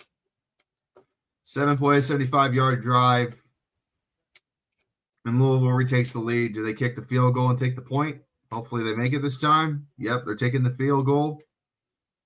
And snap, hold good. Kick on the way. Dead center and true. So no missed field goal that time. It is 16-10 Louisville.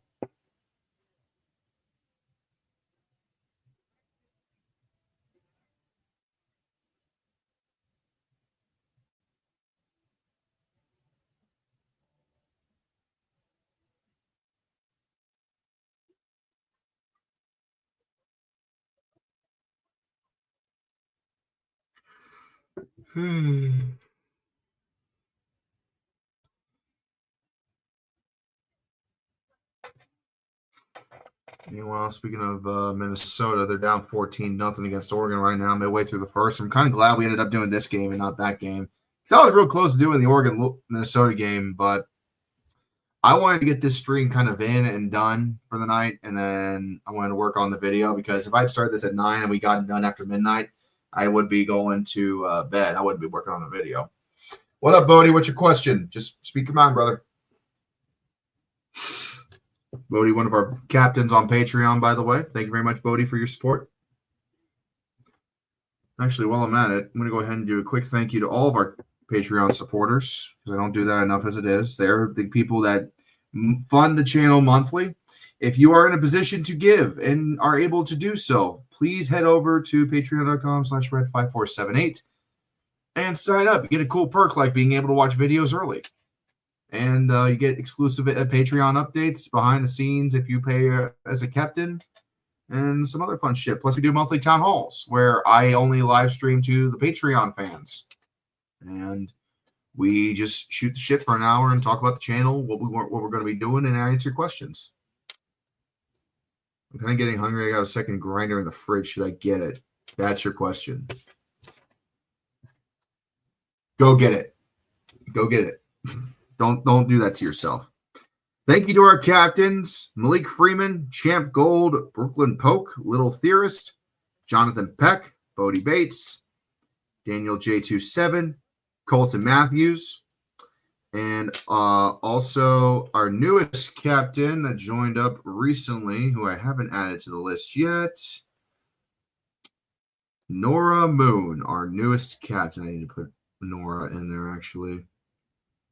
And then our sergeants, Anthony Brown, Edgar Carter, Cameron Smith, Those guys have been around for a long time now.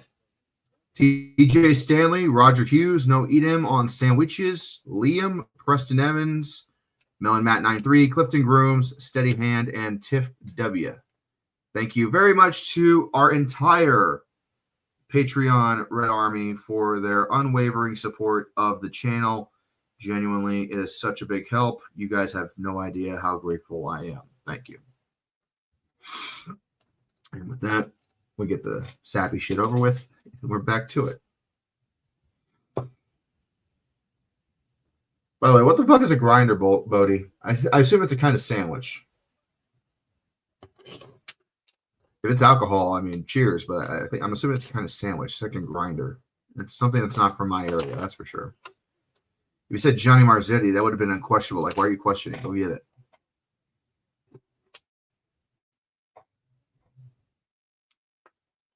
So, I mean, Clemson just been grinder is a sub sandwich. That's what I was thinking. That's exactly what I was thinking. That it was some kind of sandwich.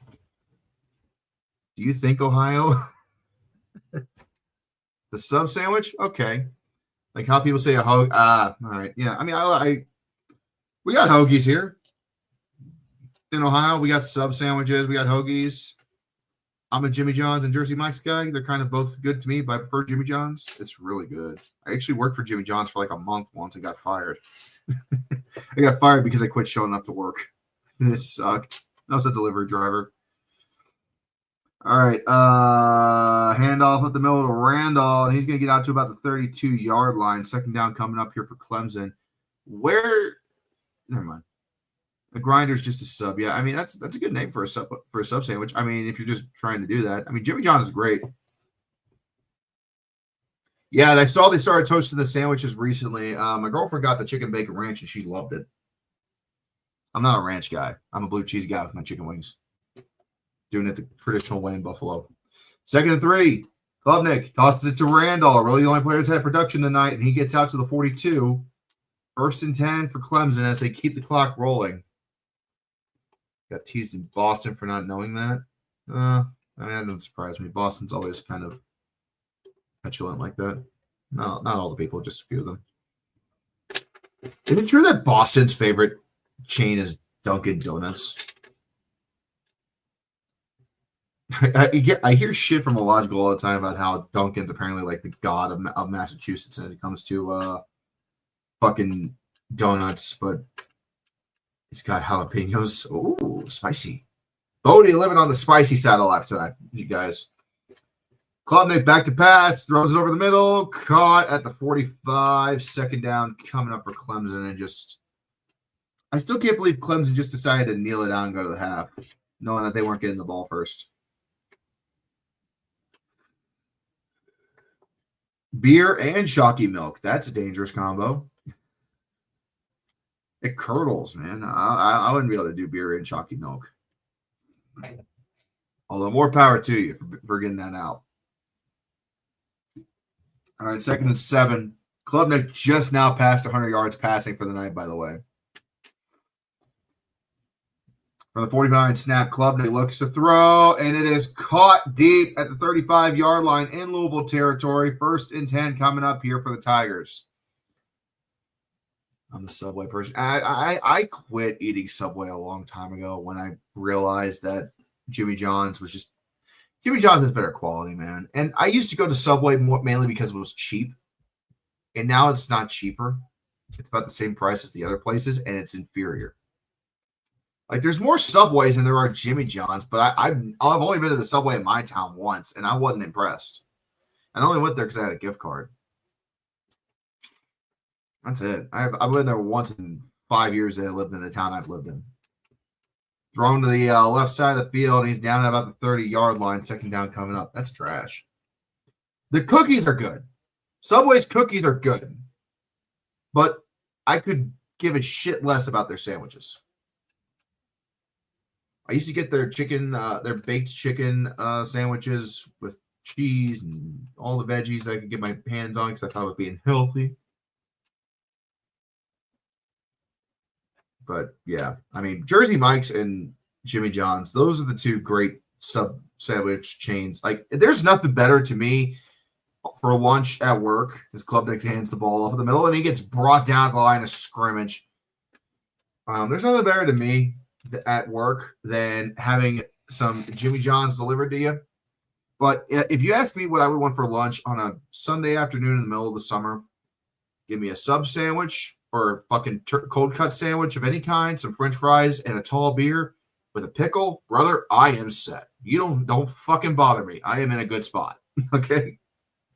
A cold cut sandwich, a beer, some French fries, and a pickle. You give me those things for lunch, I'm a happy motherfucker. Okay? I'm a real simple guy. From the 30, 3rd and 6, Klubnik back to pass. And it's supposed to be a wide running back screen, and it falls incomplete and fails miserably. 4th and 6, and what do you do? Looks like Clemson's going to punt. Yeah, you got to take the points here if you're Clemson. Just take the wins where you can. The offense is absolutely struggling tonight. I mean, what's more American than that, right?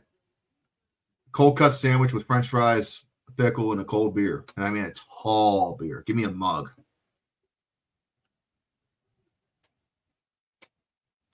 Worst wing franchise or brand, in my opinion. Field goal is on the way, and it is good. Clemson gets 3 points.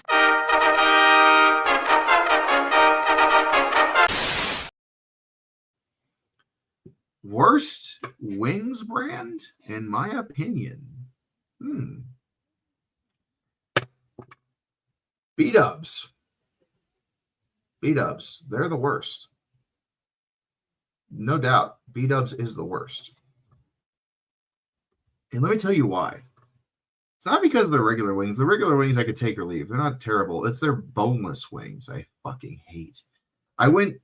So I'll tell you guys a story. Back during the summer, I had to take a trip up to Michigan out of nowhere, out of the blue, to see family. And on my way back, I was passing through St. Mary's, Ohio. And I pulled off in St. Mary's in the middle, like St. Mary's, Ohio, like literally middle of nowhere, Ohio, BFE, Ohio. But it's got quite a big, it's a cute little town. But I stopped in the middle of St. Mary's, and because I was hungry and I wanted to eat something. And they had a B-dubs. And I said, okay, fuck it, have a minute of B-dubs in a minute. Got to see it at the bar. Ordered 10 boneless wings and some chips and a cold beer. Should have got the cold cut sandwich because those boneless wings were not good. And I did boneless because my beard was really out of whack. And I didn't want to clear the sauce out of my beard. I wanted it to be clean. And I hated it. The wings were too bready. They were too crispy as well. There was not enough meat in them. They were just bad, dude. You want to know where you can get some damn good wings at right now? Roosters. Go to Roosters if you want wings. Because, number one, they're bigger. Okay, bigger's always better. Number two, they're whole wings. They're not just like the drumettes and the drums, although you can't ask for that. It's got the drumette and the drums still attached, and you get the wing tips. Actually, no, they don't have them fully attached, but like you know what I mean? Like they're the whole chicken wings. And they're delicious. They don't bread them. They just fry them straight up, toss them in a nice sauce, and they're delicious. They're simple but good. I mean, I've been to Roosters twice, and they're infinitely better. That said, Wings and Rings is pretty good too. I do like Wings and Ring wings. But the other reason why I don't like B-dubs, man, it's the wing sauce. Like, it's so fucking rich. Like, I know wing sauce is just butter and Tabasco, but fuck, I shouldn't be puckering up. I shouldn't be like an old man with no fucking teeth when I fucking talk and I take a bite out of a B-dubs wing. Like, I know that's why the blue cheese is there, but fuck, dude, if it's that rich, take it easy on the fucking sauce. Rooster sauce is well balanced. It doesn't make me pucker up. I don't feel like I'm choking on it. I'm just not a fan of B-dubs' buffalo sauce. I could do any other kind of wing, but I mean, if I'm going to be talking about buffalo wings, man, B-dubs is just not it. They've really fallen off a cliff. They need to get their shit together. But I also know it depends on the location. Sounds like a skill issue. Yeah, I guess. Maybe the cooks there suck. Maybe the one in St. Mary, maybe the B-dubs in St. Mary's, Ohio was just trash that night, and it was their B squad working. I don't know, dude. I don't fucking know. I was just passing through. The one place I always end up going to, though, at least once when I go on road trips with the kids, we'll end up going to the Cracker Barrel at some point. It's about as American as anything else, going to Cracker Barrel. And I'm so glad they decided to stop with the rebrands and the modernization, because I love Cracker Barrel. The food's not the best part about the place. It's the atmosphere. Come to the one in my hometown and I'll get them for you. All right, I'm always down for free beer and wings. I don't care where it's at. First and 10 for the 25 for Louisville. Moss throws it to the right, and it is caught to 30. And going to be second down coming up. Worse than UMass football. That's strong language right there. I had a question, actually. Okay, why is Miami predicted to win the ACC? It's because they're the highest ranked team in the college football playoff poll. That's all. If Miami wasn't ranked higher than Louisville and Virginia, we wouldn't be talking about them. But they're ranked higher, so they're going to be considered the best team in the ACC by default. That doesn't mean they're actually going to win. Run up the gut, first down Louisville from the 36. It's stupid. It's genuinely stupid. So what if Roosters ain't in my state? Wings and Rings is a good alternative. I really love going to Wings and Rings. Their blackened chicken salad is really good, actually. I know. The fuck does you mean this guy likes salads? I love salads. It's the only thing keeping me like somewhat svelte. But their blackened chicken there is really good. Coors Banquet or Bush? Give me Bush. I fucking hate Coors. Hand off, throw to the right side, I should say, at the 40. And it's going to be second down coming up here. I don't like either, though. I don't like Coors and I don't like Bush. I do know how to eat healthy now. Can I tell you guys why I used to get Chipotle all the time when I was like last year, 300 pounds and all that shit? Just remember, you don't win friends with salad. I hear you. I fucking hear you. Because when you get a salad you're like, oh, I'm just trying to be healthy, and you sound fucking pretentious doing that. Sometimes, man, I'm just like, dude, I just felt like having a salad. Not because I felt healthy, but it sounded good. Here's a run up the gut by Brown. He's back in the game, and he's all the way out to the 40-yard line. First down, Louisville. Brown is just killing the Clemson Tigers tonight. Yeah, Cracker Barrel is just great. I don't know if I would stop in Detroit, though. Not because it's Detroit. I'll tell you guys a funny story here in a minute. My father told me this and about blew my fucking mind. First and 10, and we're going to have a timeout called. We got a flag down, actually. What's going on?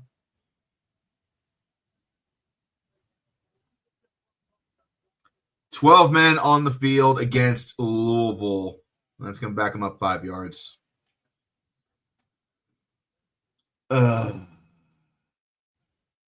Cubby asked me for my top 5 beers. I didn't even see that. I'm sorry. Okay, sorry about that. Let me answer now. Top 5 beers. Number 1, Shock Top. Number 2, gonna say Bud Light because I'm simple like that. But Shock Top's my favorite beer, bar none. From the 40-yard lines, first and 15 for Louisville. And they're going to hand it off at the middle again. He's going to break out to the 35, jumping his way to the 30. Going to be second and 5 coming up here, gain 10 yards on a single run. I don't know about I got 5 beers I'm a fan of. Shock Top is my favorite. Red Stripe is my second favorite beer. The Jamaican beer is pretty good. Stone Cold's American Lager is my third favorite beer. I'll drink damn near anything Bud Light or Budweiser. So that'll be 4 and 5. So those are my top 5. Red Stripe, the Jamaican beer, was my first ever beer I drank, actually. Handoff at the gut, and that's going to be another gain of about 5 yards. Let's see where they mark the ball. And I think it's going to be a first down. Red Stripe's great. I love Red Stripe. It's good. It's a solid beer.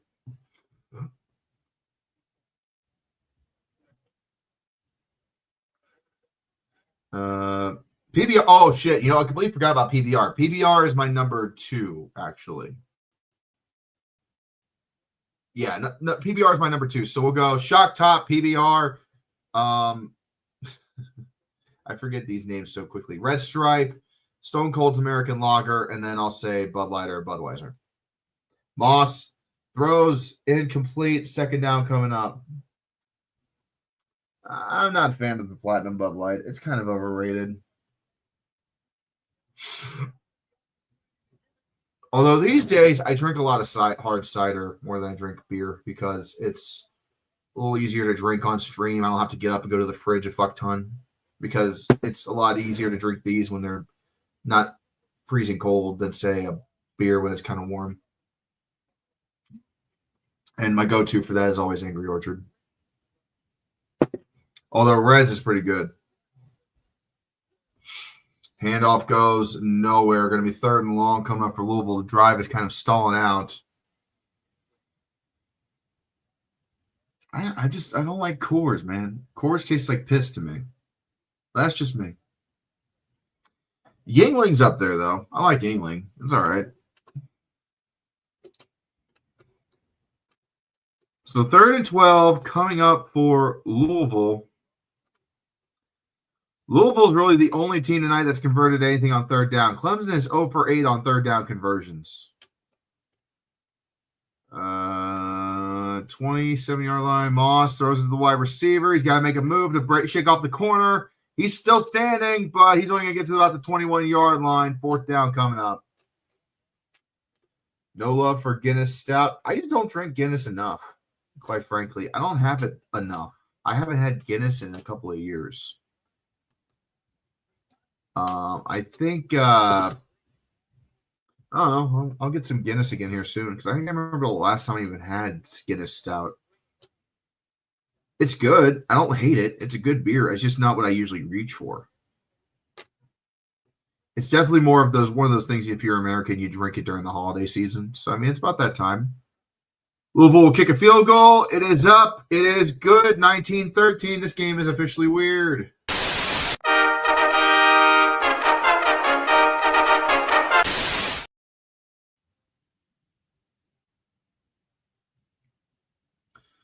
So it is 19-13. Give me 1 second here.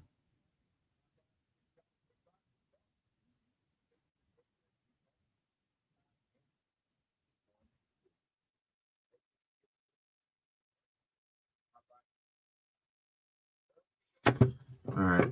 Let me tell you guys a fun story, okay? Story time with Red once again, but it's not the kind of story time you're used to. I genuinely don't go to Detroit for a couple of reasons. Number one, I got no business being there because I don't have anybody that lives there. Number two, there's some family history involved with the city of Detroit. Now, I'm not going to name names because that would be basically doxing myself. I'm not going to do that. But I'll put it like this. A distant uncle of mine, great uncle of mine, I should say, back in the 70s, got into some shady shit and somehow ended up in Detroit and somehow ended up pissing off the Russian mafia.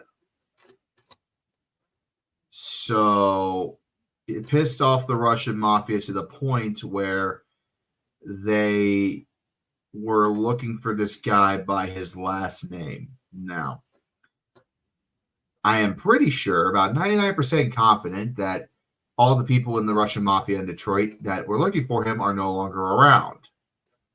But my father told me once, son, I do not want you to go to Detroit and stay there long because I don't know if any of them are still looking for his ass or if they remember his ass.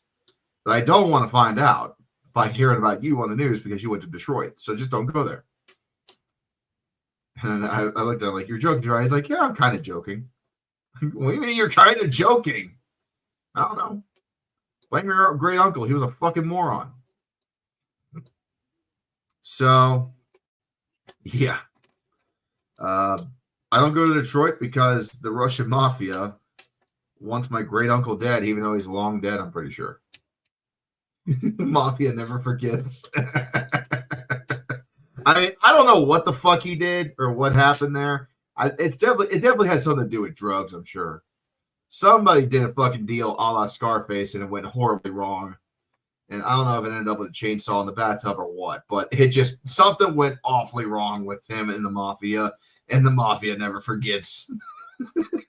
As we all know, the mafia still exists. Look at the gambling scandal. Oh, Jesus. Gritty got destroyed. Homeboys don't play. I've actually been to Detroit at least twice, and I've never had any problems, so it's fine. I just thought that was funny. Like, of all the people that my family pissed off many, many, many years ago, it had to be the Russian fucking mafia. Oh, Jesus. Well, good times. Yeah, it had to be some full-on, like, Scarface bullshit would have had to have gone wrong for that to happen. Hey, man, listen, I got a million stories. Random shit, just name it. We're going to talk about it. These streams always go off the rails. And the kick is away. It is 19-13 Louisville as we are nearing the fourth quarter. This has been a fun stream.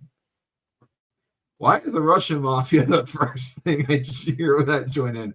A logical, don't worry about it, man. It's fine. It's totally fine. I remember watching this fucking short on Instagram a while back. Funniest drinking story? Oh, I'll tell you guys a good drinking story here in a minute from me, okay? Stick around for that. Red's got a drinking story for you bastards. Just hang on. First and 10 coming up for the Taggers. From the 25-yard line, Klubnik back to pass. Throws it over the middle, and it is going to be caught for the first down. Do you think he knew the machine? And if he grew up and didn't get this reference, look it up. No, the bullshit with my great uncle definitely was back in the 70s. It did not involve the Russian mafia back then.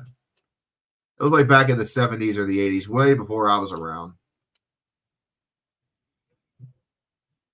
I'm not trying to get involved with the Russian mafia. I just thought it was a funny story.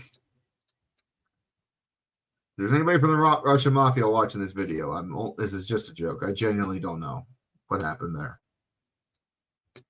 Don't come looking for my fucking house. Klubnik back to pass. And he's still looking. Scrambles to his left. It's going to be caught, and that's going to be another first down for Clemson at the 43. Thanks, Mario. So you have any feed picks? No, there's no feed picks because JFKH didn't complete the $1,000 mark last week. So no feed picks for you butt bastards yet.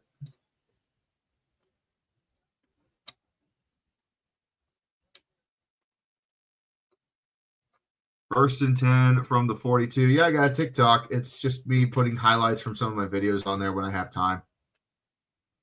Klubnik back to pass. Getting blitzed. Throws it away. Incomplete. Out of bounds. Hold on. We're nearing the end of the quarter. I'll tell you guys this drinking story here in a minute when we get to the quarter break. We got 4 seconds in the third, so then I'll tell you the drinking story.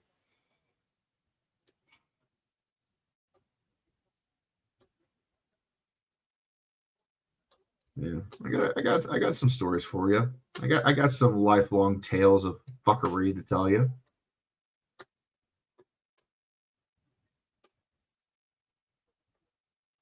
What games did you play? Any Call of Duty? Yeah, dude, I'm a veteran of Modern Warfare 2, Black Ops 2, Modern Warfare 3. I mean, I was there for peak Call of Duty.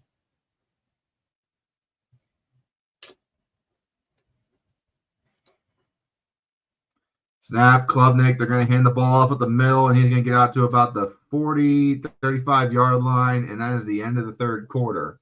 Oh, yeah, Black Ops Zombies. Come on, man. You don't play Black Ops, and you don't play Black Ops Zombies. That's the shit. Okay, story time. So, I got a drinking story for you bastards. And before I say this, I'm not going to name names of people because I don't know what they do for a living anymore. So, when I was 19, and I dropped out of college. This is what happened. I had dropped out of college. I was running around with a couple of friends of mine who were going to the University of Cincinnati. The first Friday night of the school year, I was on UC's campus after the students had all shown up and everything else. So I think it was Rush campus, since Rush week. Yeah. A couple of my boys that I knew invited me out there. So I went out to a friend's house and we just started pounding away the beers. And we start walking around UC's campus. And Cincinnati's campus, it's in the middle of Clifton. It's a wonderful, beautiful campus. It just happens to be in the middle of a bad part of town. So you had to be a little cautious there. But still, I'm drinking underage, getting plastered. And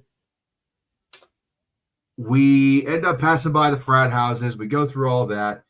And I remember distinctly at one point, I slipped my buddy my card because he said we were out of beer. And I said, here, take this. I just got paid today. I was working at a Kentucky Fried Chicken. That was my job. I was frying chicken. No, I don't eat at KFC anymore. Trust me, it's gross. I slipped my buddy my card, and I was like, here, take this. Go get us the biggest case of beer you could find. He's like, are you sure? I'm like, yeah. It's not going to flag it for me being underage by giving you my card. So he goes inside, pulls out a 30 brick of PBR, a 30 can brick of PBR. And boys, let me just tell you, we went to town. We start walking down the campus. It's just 5 of us, and we ain't going to drink 5 beers each because we were already each of us were already 5 beers deep. Some of the guys already had Jack Daniels and vodka in them. So we were already drunk. We weren't going to drink it all. So I'm literally, as we're walking by students, I'm like, you want a beer? Here you go. You want a beer? Here you go. Here you go. You want beer? Here you go. I was the beer fairy. I was just handing beer to all the people that I saw walking by. There wasn't a lot. It was like 3 a.m. at this point. Next thing I remember, we are right by Nippert Stadium on the little green I want to say playing field that they have there next to Nippert Stadium. And we have a football. Don't know where we found the football, but we had the football.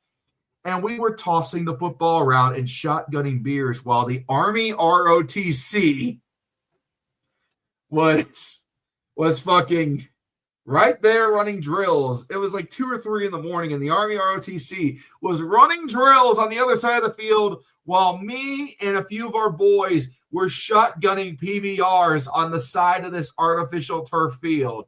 And literally one guy from the ROTC was literally like, are they shotgunning over there? They're shotgunning over there. And we keep walking. We leave the beer cans behind. We keep walking. Next thing I know, we are singing songs, Russian folk songs, on a monument in the middle of campus. And it's like 3 a.m. And I remember distinctly, I don't know how we ended up at the top of this monument because it was in the middle of campus. But we were singing, I didn't even speak Russian, and we were singing Russian folk songs in the middle of campus. It was like a full Bert Kreischer moment, as there is a run up the gut, and that's going to be a first down for Clemson. And finally, we make it back to the campus at 4 a.m. And the funny part about getting back into the campus is that I was not a student. So they had to sneak my ass into the dorms. And the way they did this was simple. The newer apartment dorms that they had for UC at the time, the students would go in, they would go to the stairs behind the check-in desk where the ID was, they would pop open the door and say, get the fuck in here, and we would climb 4 flights of stairs and then get off to get on an elevator. That's how they snuck people into the UC dorm rooms. And I spent the night living like a UC student, even though I never gave them a dime of my money. And that is a drinking story. I woke up 4 hours later, hungover as shit, eating cold eggs and fries in the UC cafeteria with a few of the guys. Just drowning my shit in ketchup. 1st and 10 from the 20-yard line for Clemson. Klubnik back to pass, still looking, and he gets dropped behind the line of scrimmage, but it's going to be a flag for a horse collar tackle. I'm going to give him the sack, but it's going to be a first down. This ain't no ballet, motherfucker. This is for real. Come on. So there you go. I got some stories from when I was an actual college student at Wilmington College, but I'm not going to divulge those tonight. But yeah, no, and that's like, honestly, that drinking story is probably the best drinking story because nobody got hurt. Nobody got harmed except for probably throwing up the following morning. The worst thing we did was probably piss off the Army ROTC guys, but they honestly didn't bother us, so we didn't bother them. I think one of them came out in the middle of drills and threw the ball with us at one point. I can't remember. 1st and goal from the 10-yard line for Clemson after the penalty. They're going to get about 4 yards on the carry there out to the 6. 2nd and goal coming up. I mean, that's just – if you're going to have a drinking story, man, and you want to be like me, don't be like me. But, I mean, that's about – this was like in 2014 too. So, like, it wasn't all that long ago, all things considered. Only like 11 years. 2nd and goal from the 6-yard line. I know that sounds like a long time ago. It really wasn't. From the 6.5-yard line, snap, Klubnik, back to pass. He's getting blitzed, hit on the throw. And he's going to muscle his way forward down at about the 1-yard line. Okay, all right. It was a while ago. It was over a decade ago. I get it. I'm 30.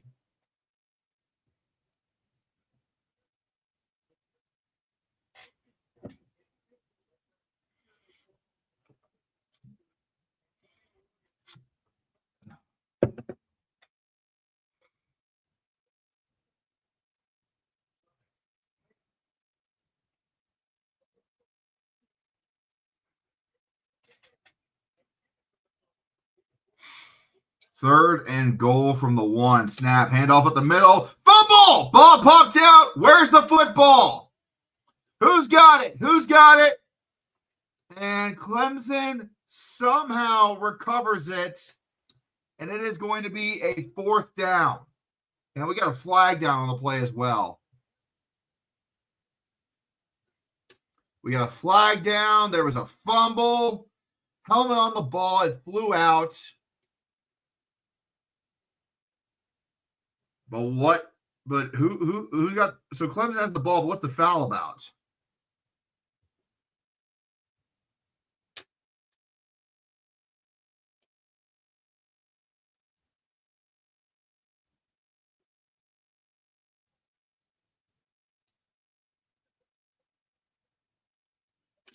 Unsportsmanlike conduct on Louisville and Clemson. Fouls offset. It's 4th and goal. Fouls occurred after the play was over. Fouls offset. So no harm done by anybody. I was out drinking one night, had to urinate, couldn't wait to get inside. So I'm doing in the bushes by the front door. My mom and grandma opened the door. Damn, that's not good.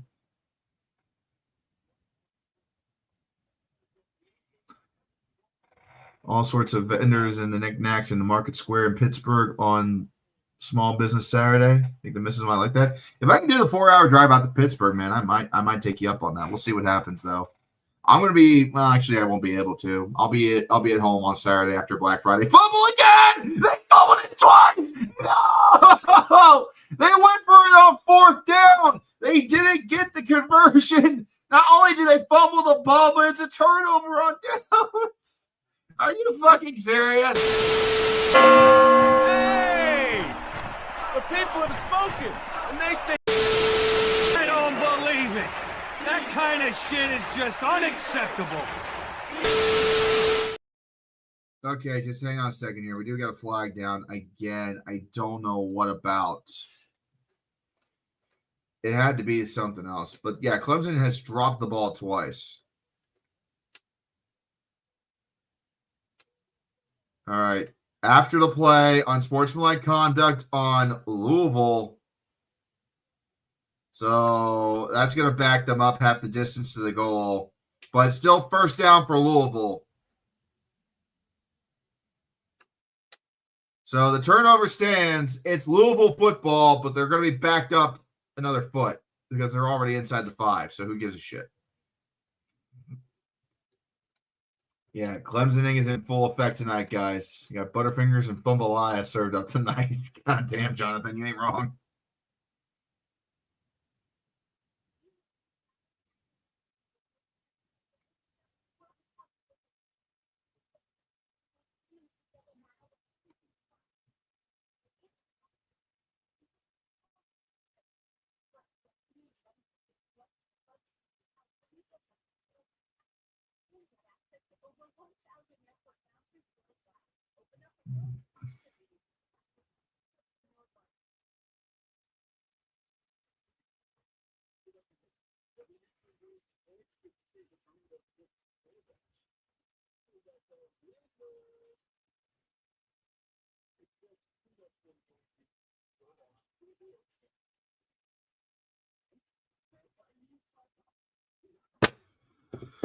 Oh, boy. Clemson is Clemsoning. Puppy Bear, good night. Thank you for joining us. Again, if you want to have your comments shown on stream, feel free to drop a donation. Any amount will do.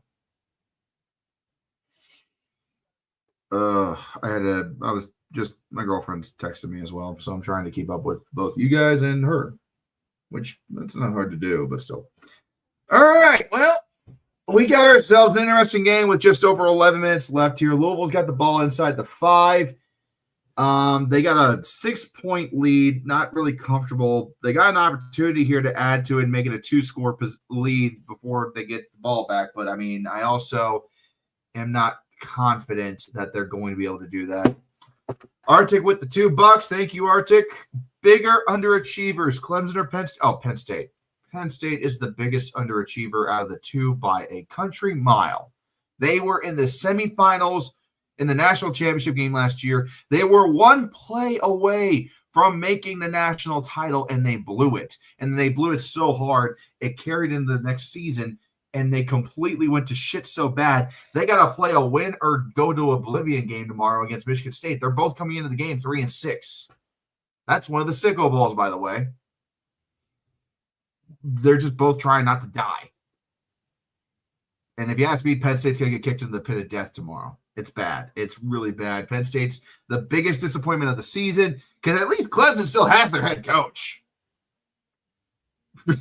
They still have their head coach, man. Penn State is completely gone. They're fucked.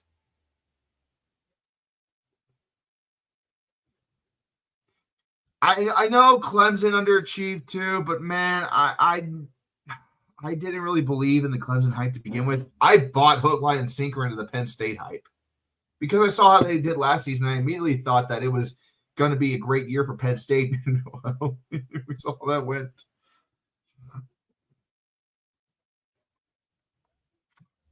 Oh, and the flag was because the defensive player bumped into the Klubnik and Klubnik flopped. So it's 1st and 10 from the 2-yard line for Louisville. They're just trying to get breathing room at this point. Handoff up the middle, and they're going to break free out to the 5, to the 10, 15, 20, 25 out of bounds. But there is a flag. Hold everything. There is a flag.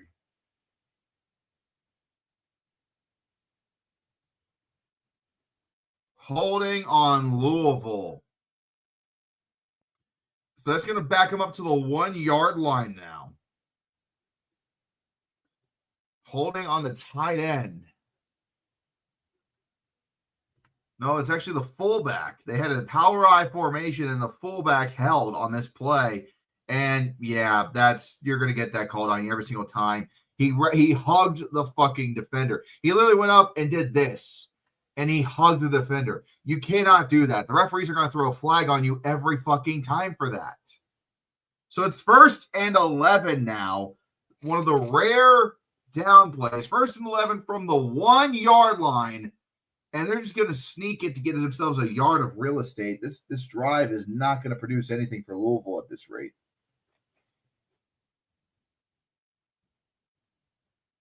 He's a loving soul. He just wants to make peace. Make peace another way, bro. Clemson thing is back again. You bet your ass Clemson thing is back again.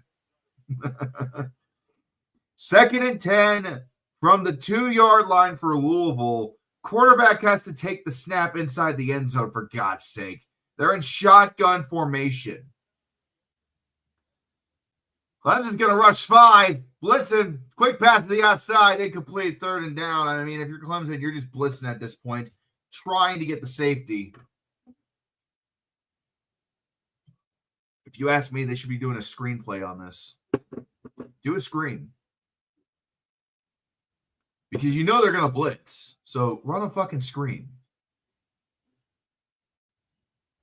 It's a quick pass. You get it out of the way quickly. And most importantly, your running back's able to get up a few yards upfield. Who do I want winning? The Meteor.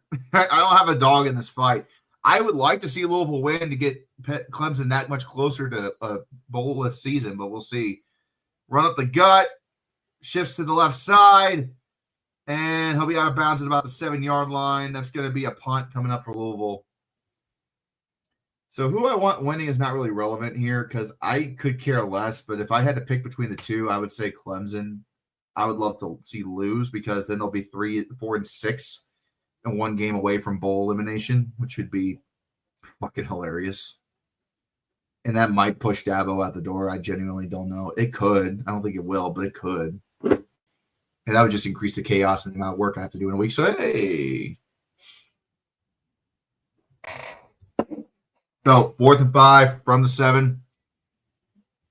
And the kick is away. Turner calls Peter. And they're going to get the ball out to about the 44. So, going to be 1st and 10 coming up. South Carolina Gamecock Addict says, and one more mistake from unsubbing. No liking Clemson. Yeah, no shit, Sherlock. I figured that much.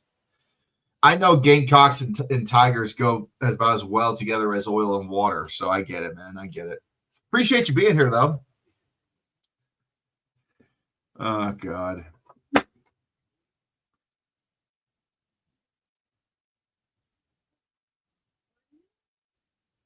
Oh, dear Lord. Guys, hang on. What the fuck is this? Take a guess at what that is. Do you see what this is right here? That's apparently a pizza. What in the fuck is that? They did not make a good...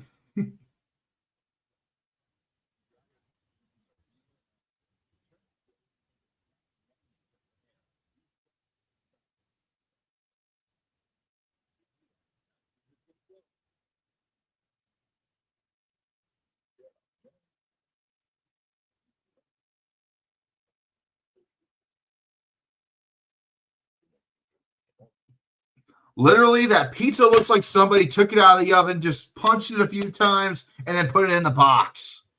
God damn. My girlfriend's working tonight, and she sent me that picture because she bought a little pizza for her lunch because she works 3rd shift, and she said, like, what the fuck is this?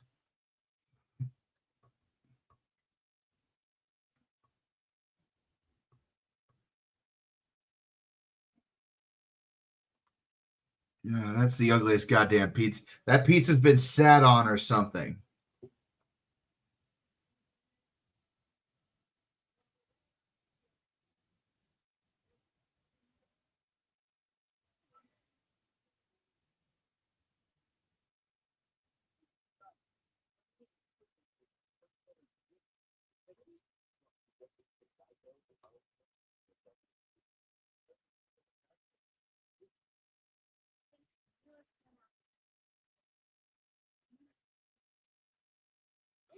I'm gonna take the girlfriend to something. Where'd she get it from? The hospital she works at. Yeah, I'm assuming she got that from the hospital that she works at. She's a nurse. I'm not going to say where, but she's a nurse. And we all know how hospital food can be. And we all know that they try their best, but the quality for the patients is about the same as they serve for normal people. So, yeah, no, that pizza. Did they mix up the cadavers with the pizza again?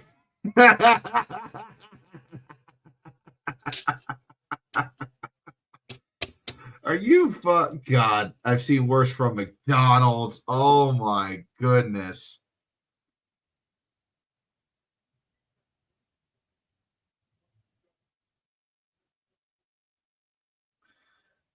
Yeah, I need to take her somewhere now tomorrow to make up for that because that is awful.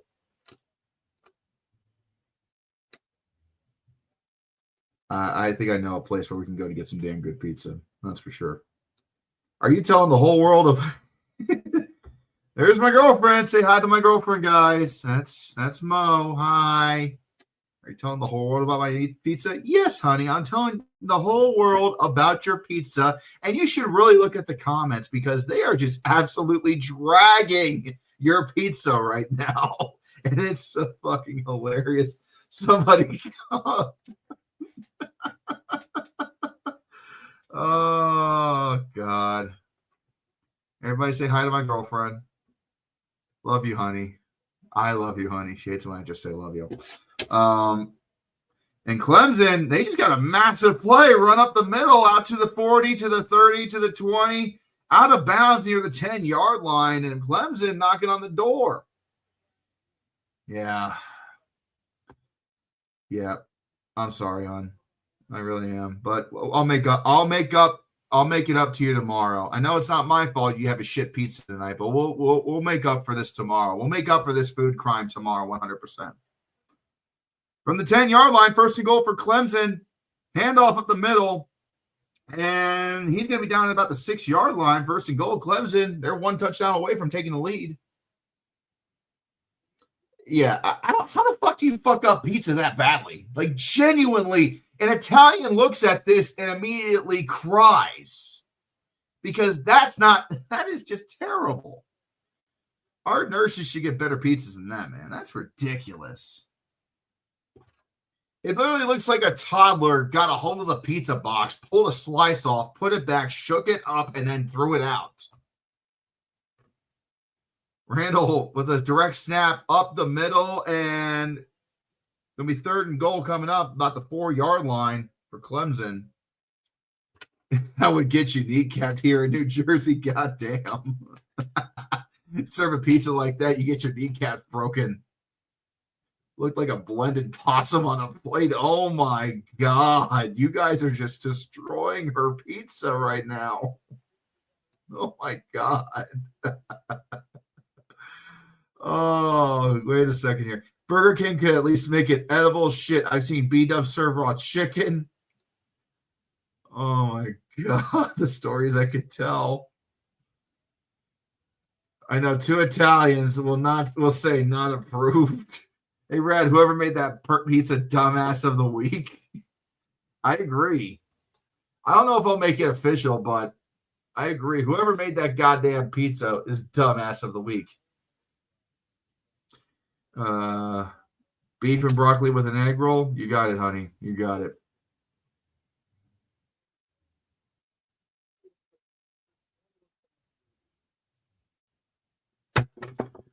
You deserve better pizza, Mo. We love going to this place in Milford, Ohio, called Little Miami Brew.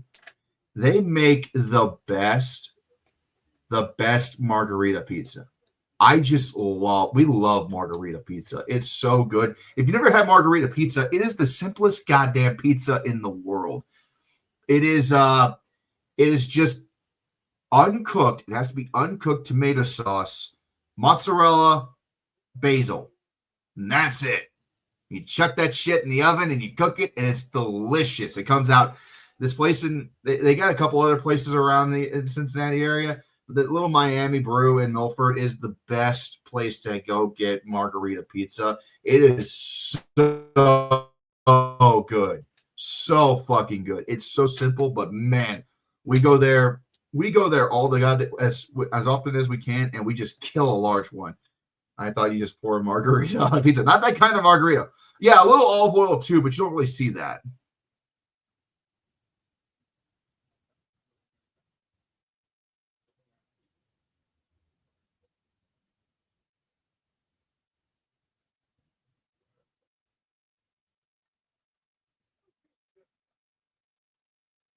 Yeah, the crust has to be so goddamn crispy that when you crack into it, it should sound like you're eating like chips.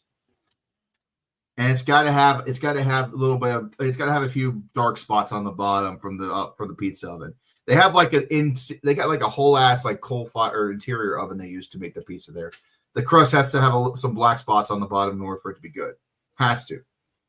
My kids are not fans of margarita pizza yet, but man, when they get there, they'll appreciate it one day. So yeah. No, I'm sorry, Andrew. I'm sorry. Do I prefer Skyline or Gold Star chili? So that's an interesting question. I like Skyline chili for the conies and the three ways, but I love Gold Star for their cold cut sandwiches and their burgers. But I do love their chili as well. They have chili salads there, which are fucking amazing. 3rd and goal for Clemson from the 3-yard line. Klubnik, quick toss to the outside. Does he get to the end zone? He does not. He is down at the 1. You're a Detroit-style pizza guy? Detroit-style pizza is pretty good. It's a good pizza. Have I ever had Sloppy Joe sandwiches? Come on, man. Actually, my girlfriend made some killer Sloppy Joes a few weeks back. They were delicious. Homemade from scratch Sloppy Joes. Beat the shit out of the shit I used to eat in school, that's for sure. How does Skyline chili taste? I don't know, dude. It's a unique flavor all to its own. It's chili, but it's like it's got a deeper flavor than that. It's got a really, really deep chili flavor.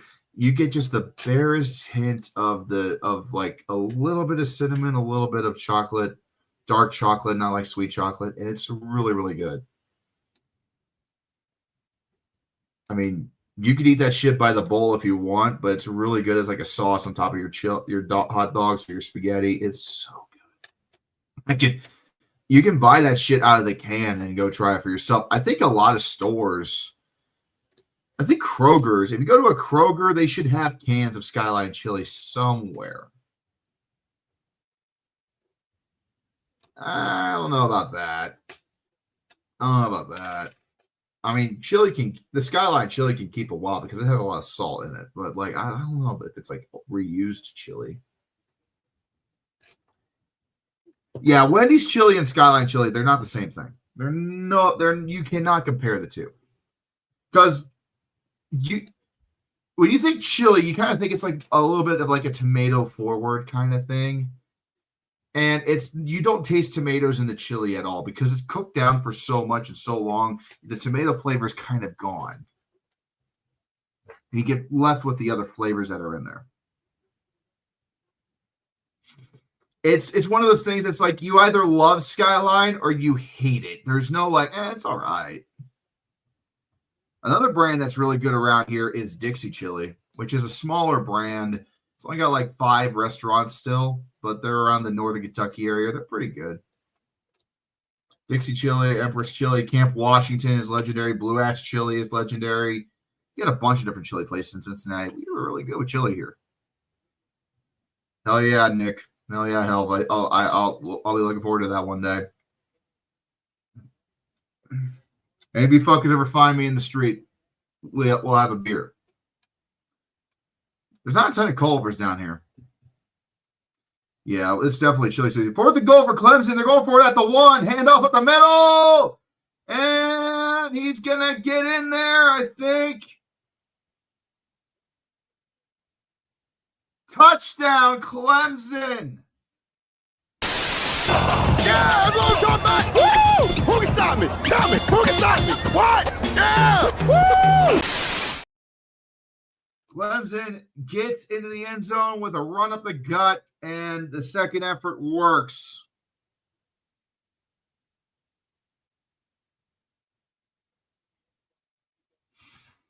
So we got a tied game for the moment. Clemson's about to take the lead with the extra point, though, thanks to Louisville missing the extra point earlier in the game.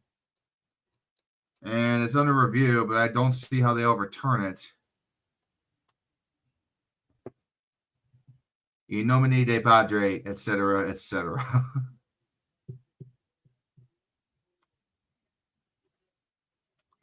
All right. What the hell are you saying?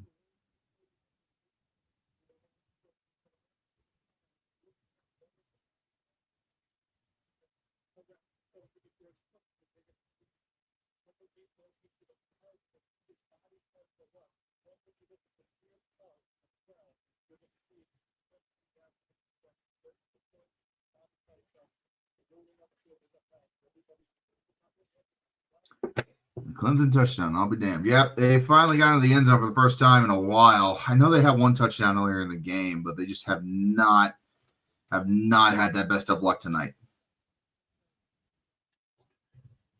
I was going to get the shit kicked in.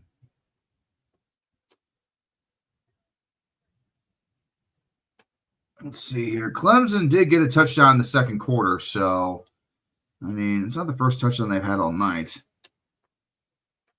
Secret to a good chili is fire roasted tomatoes, canned adobo, and V8 is a bit. V8 is a base. I think my girlfriend mentioned something about V8 in chili before. I've never tried it like that. I mean, we'll talk more chili here in a minute. Extra point lineup, the all-important extra point.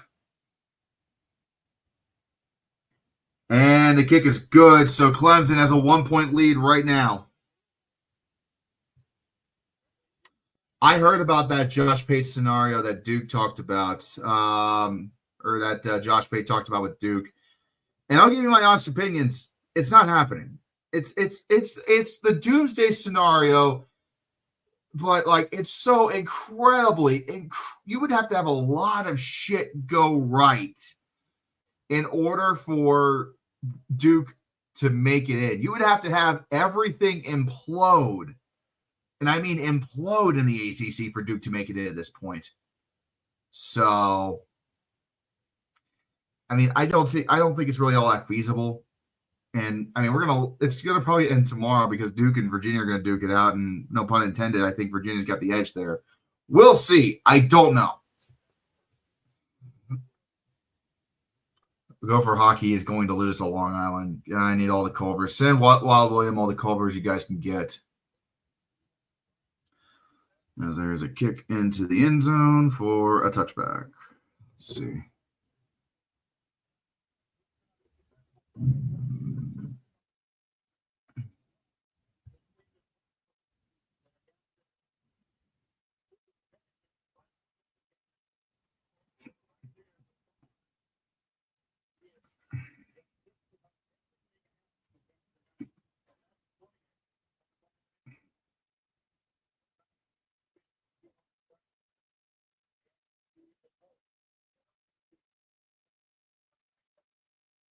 And trick play for Louisville coming up here. It's going to be a screen. They're going to have some space out to the 30, the 35, 40. He's broken free. 45, 40, 35, 30. Inside the 30-yard line. God damn. And Louisville has a first down and flips the field entirely on a clever trick play on the wide receiver screen. Woo, buddy. Here we go.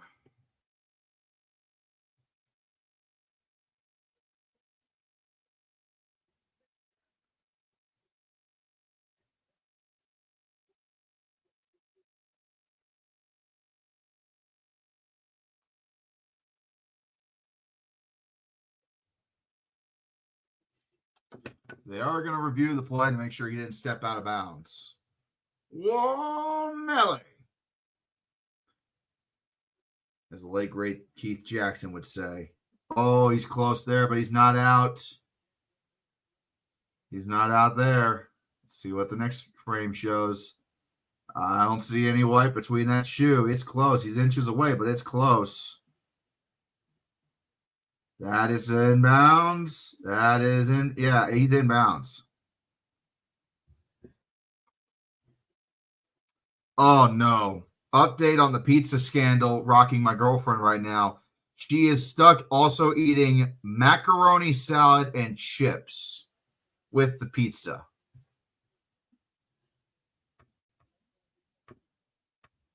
Macaroni salad and sun chips to complement the dog shit pizza she was forced to get. Good Lord, I feel terrible for her. I'm so sorry, honey. That is just tragic. We already had. No, it's not the fact, dude. Macaroni salad from a hospital kitchen. That's the problem. You can imagine the results of that.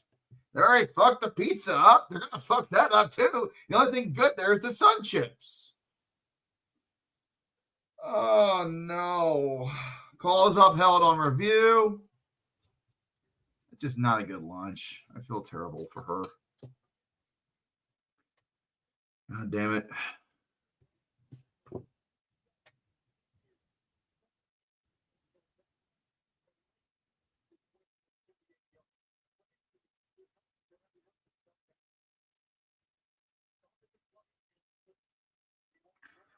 Yeah, I know. I'll give her a nice hug in the morning when she gets home. She has to work third shift tonight. Does she have a cold drink to have with it? I think water.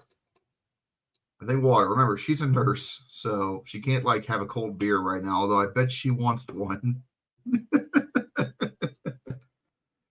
Yeah. I owe her Chinese takeout tomorrow. That's for damn sure. She needs some good Chinese takeout, maybe more.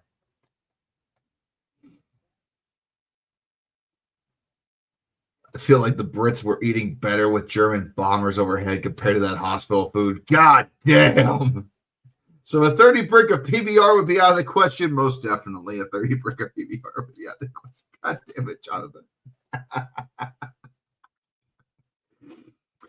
Oh, Jesus. Well, we got a stop here on 2nd and 9 for Louisville. And the timeout's been called by the Cardinals. They got 2 left. Score bug is wrong. We got 2 left. Once again, ever had a tin of bully beef? What the fuck is bully beef? Is that a Jersey thing or something? Bully beef? If you know what spotted dick is, thumbs up the comment. If you don't, put a shocked face in the comments. But that's a food, spotted dick. It's British food. It comes in a can. I think it's a sweet. Although I'm not 100% sure. Why they name it that, I don't fucking know.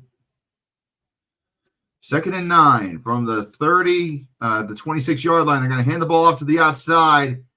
And going to be brought back to the line of scrimmage. 3rd down coming up here.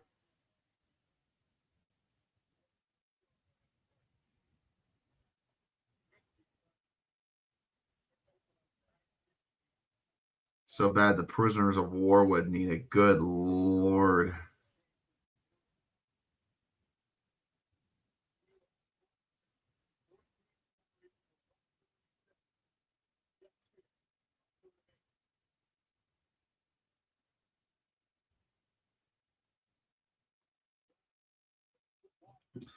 Moss back to pass, 3rd and 9. He can get brought down for the sack, 4th down. And Louisville's going to have to kick a field goal here. This ain't no ballet, motherfucker. This is for real. Come on.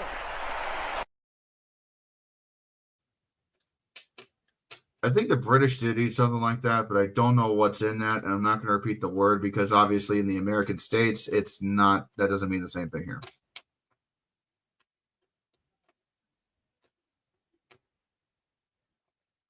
Imagine if the person who served the food to your girlfriend was a Michigan or Ohio State fan. Well, that's shit because she's a Hoosier fan. Snap good. Hold on the way. Kick is up. Oh, my God. Oh, no. They missed the kick wide right. What? Are you an idiot? The field goal kick was no good. Clemson still leads. We got 4 minutes left in the ball game. Oh, no. Oh, no. God fucking damn it. Louisville's about to fall out of the race entirely. Second missed field goal of the night for Louisville. God damn it. Louisville has 2 timeouts and the 2-minute timeout. Louisville's kicker is going to be slaughtered all night. Yeah, this kicker is going to get roasted in the comments. Oh, no. Anyway. Louisville's not helping the ACC avoid the doomsday scenario. Virginia has to finish the job to avoid the doomsday scenario tomorrow. If we want to avoid doomsday, Virginia's got to beat Duke tomorrow. I hate that Josh Pate put that into the world, though. God damn it. First attempt for Clemson from the 32-yard line. Klubnik's going to throw it to the outside. It's going to be caught.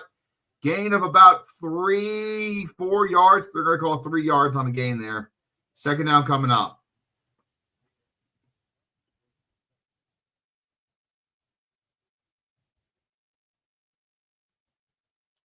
You're going to be an interesting finish here. That's for damn sure.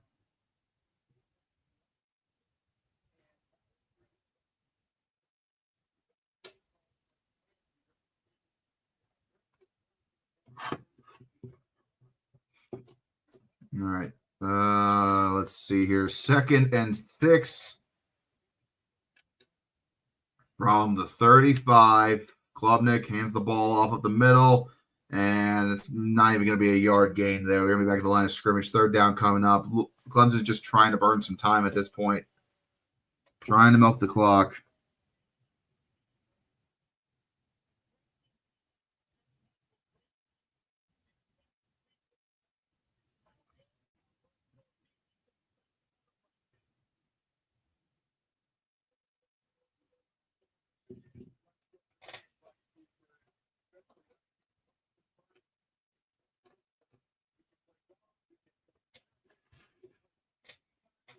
Third and 6 coming up here for Clemson. From the 36, Klubnik, back to pass, still looking. Throws over the middle. Incomplete. Tried to get a wide receiver screen going in the middle of the field. Did not work. 4th and 6. 2.5 minutes to go. Louisville's going to get a chance to get the ball back. Do or die coming up for the Cardinals. Do or fucking die.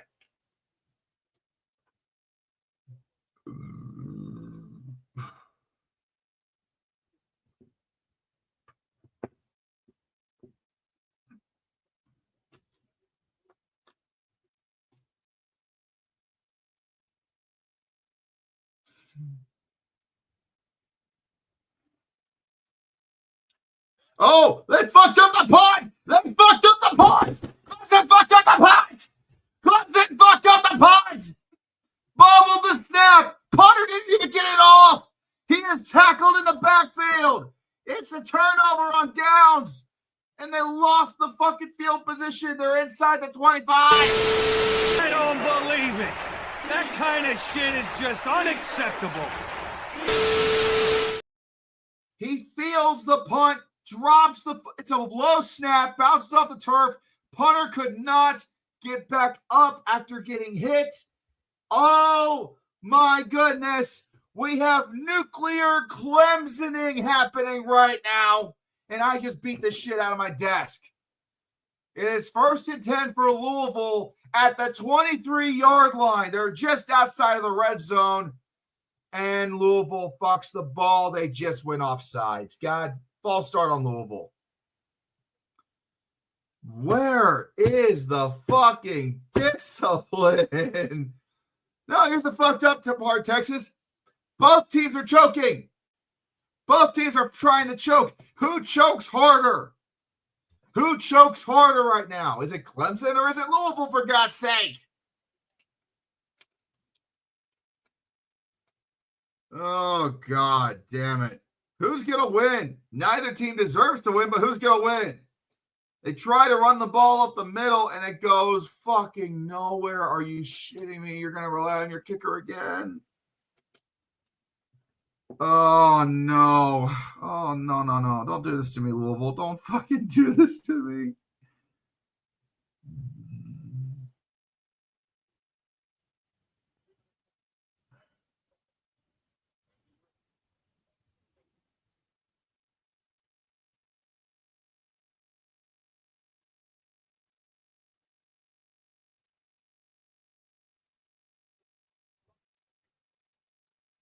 I think I'm going to take a look right now and just play a song for us. We're at the 2-minute timeout, but literally this whole fucking game has just been this nonstop.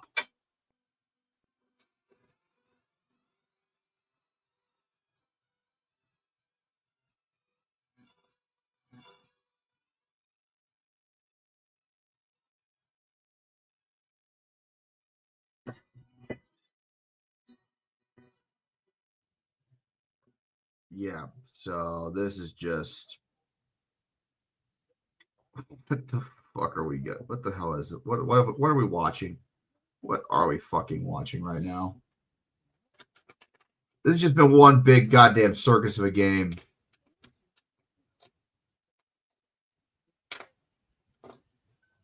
Yeah, it needs to have circus music at this point. Like, it's required.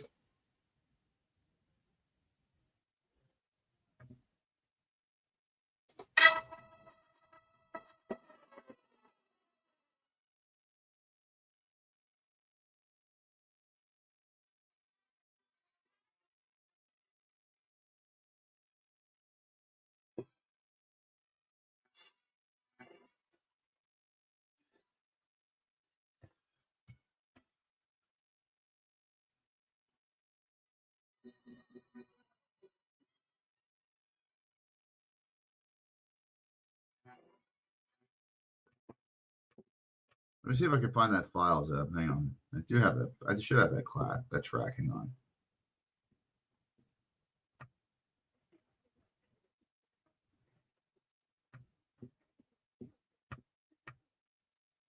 I thought I did. Can't find it. Damn it, Zip. Didn't I have that fucking clown pre-track?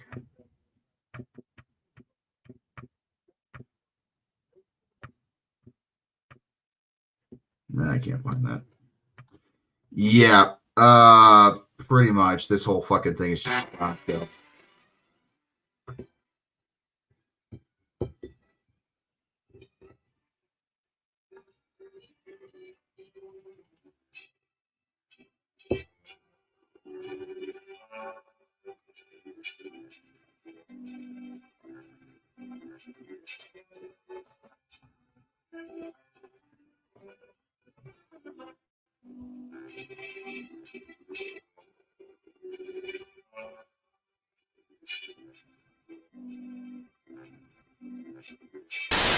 What the f was that?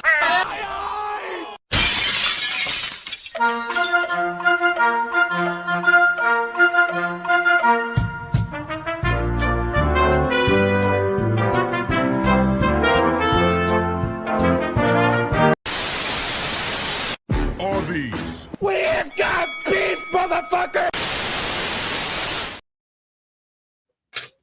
It's a fucking shit show at this point, guys. I don't know what to tell you at this point. Like, it's so fucking dumb what's going on here. 2nd and 17 for Louisville at the 30-yard line. Nobody wants to win this goddamn game anymore. But Clemson's in the lead by 1. Handoff to the left side. 3rd down coming up. Louisville is just going to – are you shitting me right now? We got a flag down, and it's going to be against Louisville. Are you fucking kidding me? No. It's the 4th quarter. Dude, what is happening right now? Louisville is about to take another flag on the play.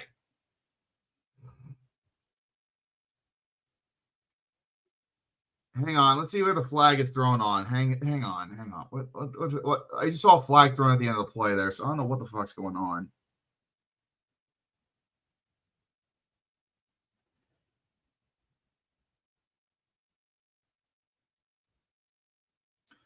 And it's a foul on Louisville.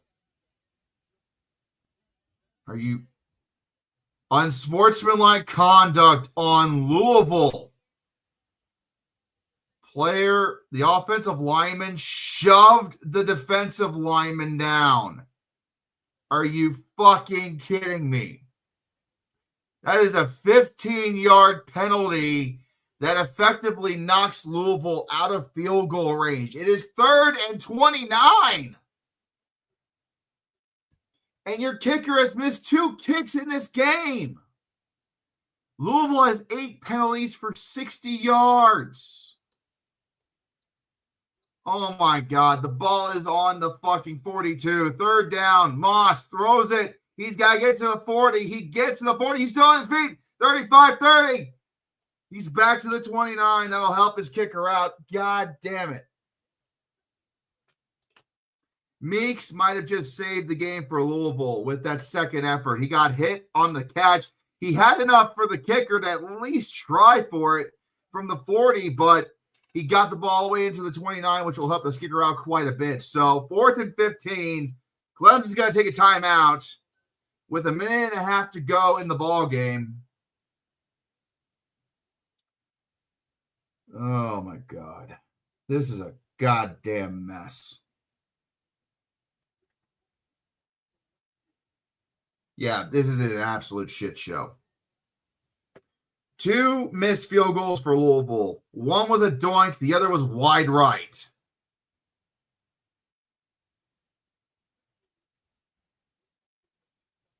A coastal cataclysm, yeah, I guess. So they got the kicker for Louisville has a chance to redeem himself. No, wait, they got a different kicker out there. They got a new kicker on the field. Nick Keller.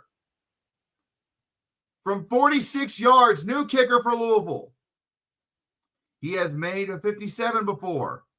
Kick is on the way. Wide right again. No. No. 3 field goals missed. Hang on. Flag down, flag down, flag down. Let's see who the flag is on. Who's the flag on?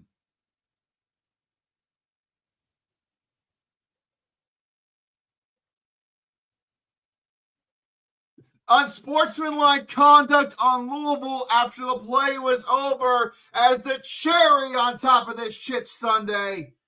Clemson still takes over. Oh my God. No. I don't believe it. That kind of shit is just unacceptable. Louisville is going to lose this game because of 3 missed field goals. The pizza is the real winner tonight. Less disappointing. Sorry, Mo. God. Oh, my God. Yeah, I agree with you, Zep. Louisville might have just made dumbass of the week right here with this game. Like, how do you lose a fucking game by missing 3 field goals? The stupidity of it all. Now, Louisville has 2 timeouts left, but if Clemson gets a first down, it's literally over.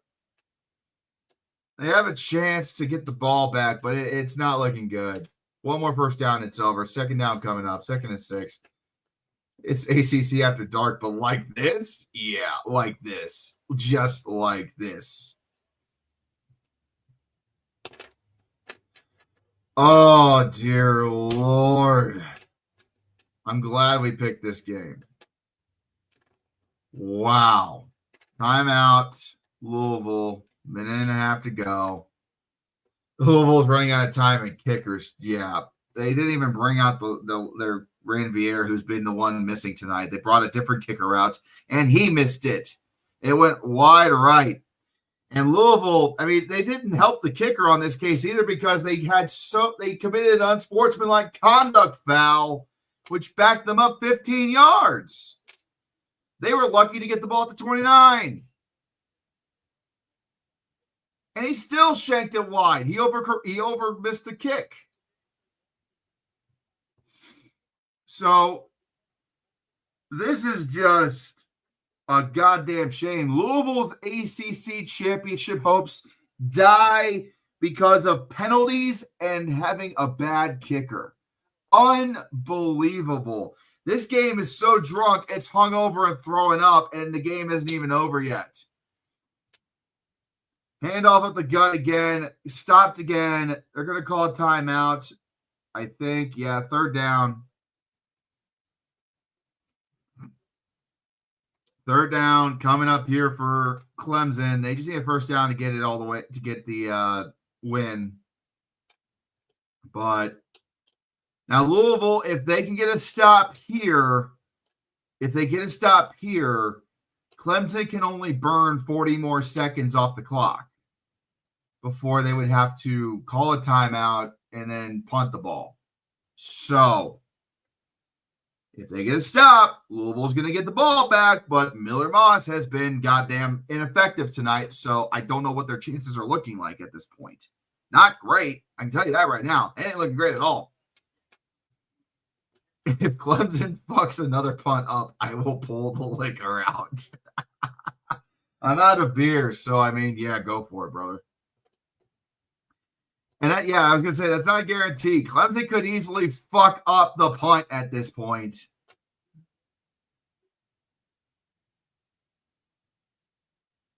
I didn't want to have to talk about this game, but now I'm going to have to. I think this game might have graduated from rapid fire into full-on, like, Sickos Bowl.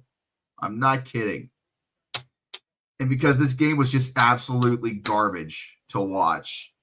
3rd and 7. Louisville might make a Sickos Bowl as a fucking 7-2 team. We got a timeout being called on the field. ACC always chugging cognac. Oh, no.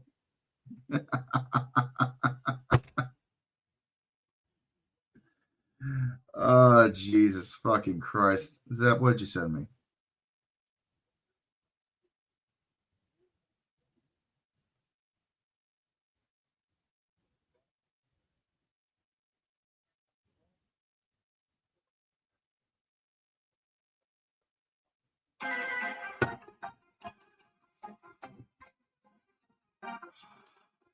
Welcome back to the ACC Clown Show starring these two fuckers.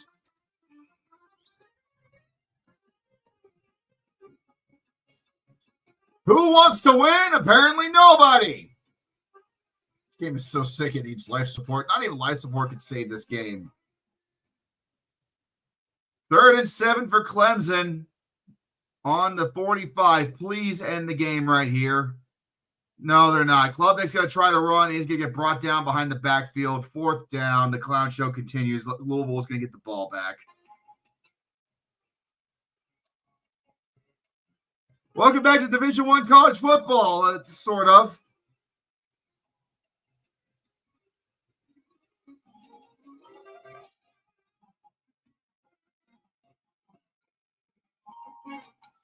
I'd say this is coming down to who wants it more, but do either of them want it?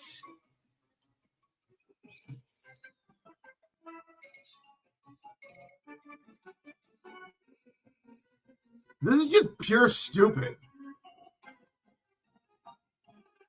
This is why ties should still exist, but we can't even tie the game because Louisville missed the extra point. And delay of game Clemson, because obviously they're going to want to take a delay of game here to burn as much clock as possible. The puncher's already fucked up once tonight.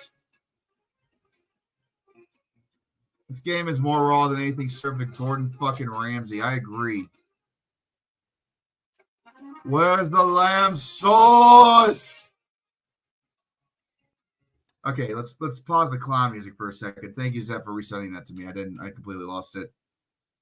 All right, Clemson, just kick the ball. That's all you need to do. Just kick the ball. Don't drop it. Don't drop it. And the punt is away, thank God for them. And the ball will bounce, and the returner will field it at the 16 and be brought down. So Louisville has 30 seconds to get in the field goal range. We got our flag. We got our flag. I repeat, there is a flag on the field. The clown show shall continue. There's a goddamn penalty flag.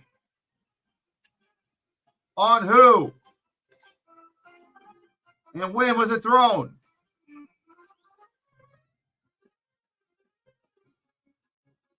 Holding on Louisville during the return. They still get the ball back. First down.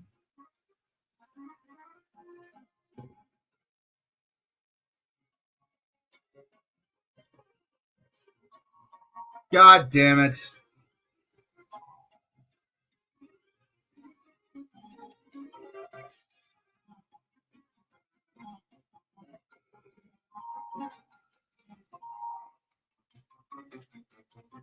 Somebody please end this shit already. I just want the game to be done now. I don't even care anymore.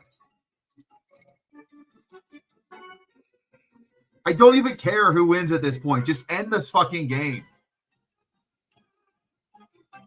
Oh, God. 1st and 10 from the 9-yard line. It's going to take a miracle here. How many Hail Marys do you need to win this one, Louisville?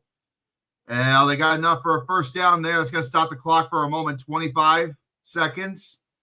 Clock stops while they reset the chains. And snap. Louisville looking. Throws over the middle. It's going to be caught. And they are short of the first down. 17, 16, 15, 14, 13. Spikes the ball. 12 seconds left.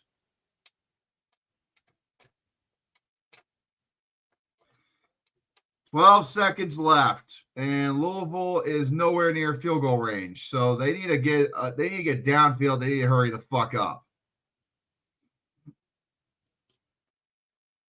Imagine this becomes Groundhog Day and you got to rewatch it eternally. Yeah, no, fuck that. I'm good. I'm fucking good. Louisville has 10 penalties for 83 yards tonight. Are you fucking serious right now? Snap, back to pass. Moss throws it. It's dropped incomplete. Stops the clock with 8 seconds left. Couldn't hold on to the ball. And, well,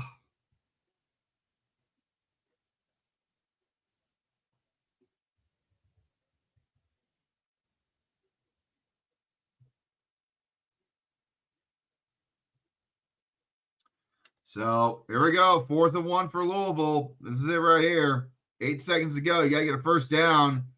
And you got to hurry the fuck up and get one more play. Moss back to throw. Over the middle. Incomplete. And we're finally done.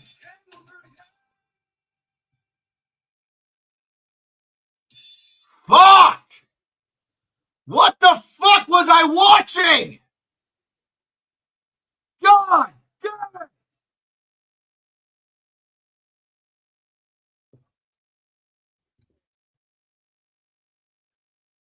Fuck! Clemsoning so hard they didn't fucking Clemson! Are you shitting me? Louisville, you are fucking useless!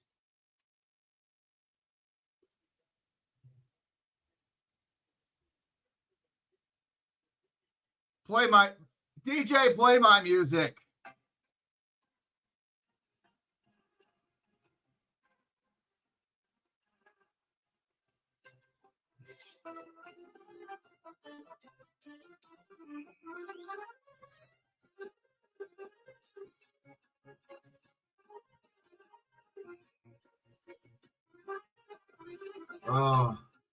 Louisville, you're a poverty football program.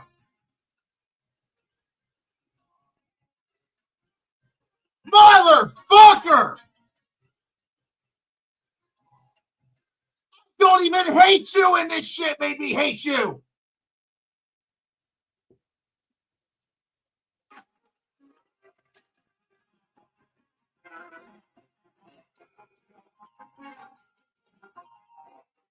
Fuck!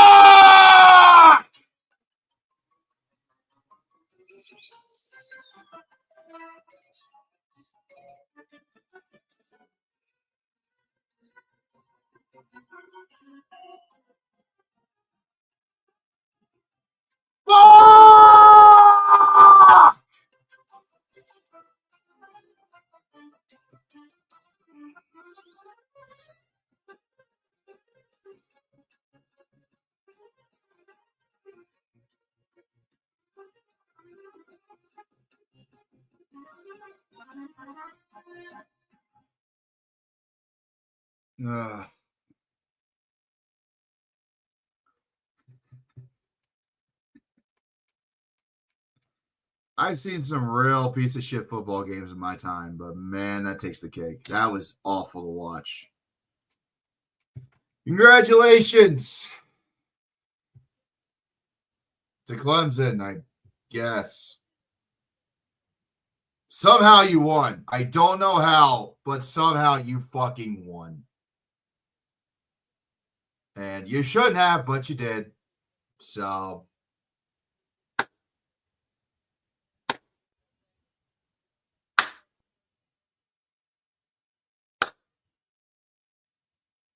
where's that goddamn clip Squid loves to play? Hang on a second. And but just, you know, to win, you got to not lose. I mean, it's just simple as that. Wise words, Dabo. Wise words. To win, you got to not lose. And God damn it, they did not lose tonight.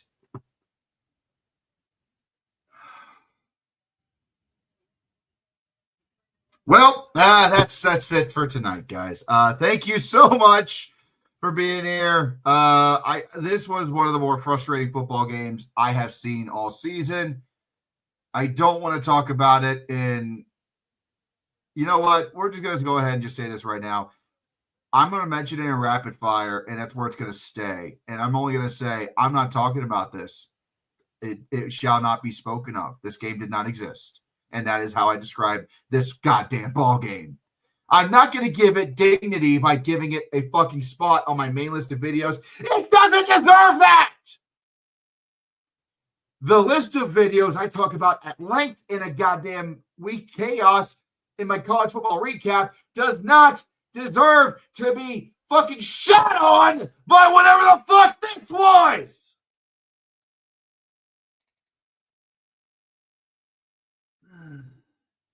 No, I'll throw it in rapid fire, but this is the game I'm never going to talk about again.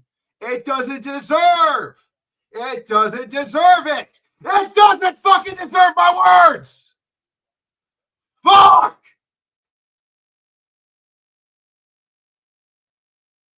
I'm not even a Louisville fan and it pissed me off, man.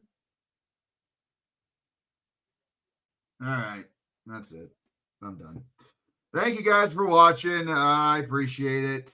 And enjoy your college football Saturday tomorrow.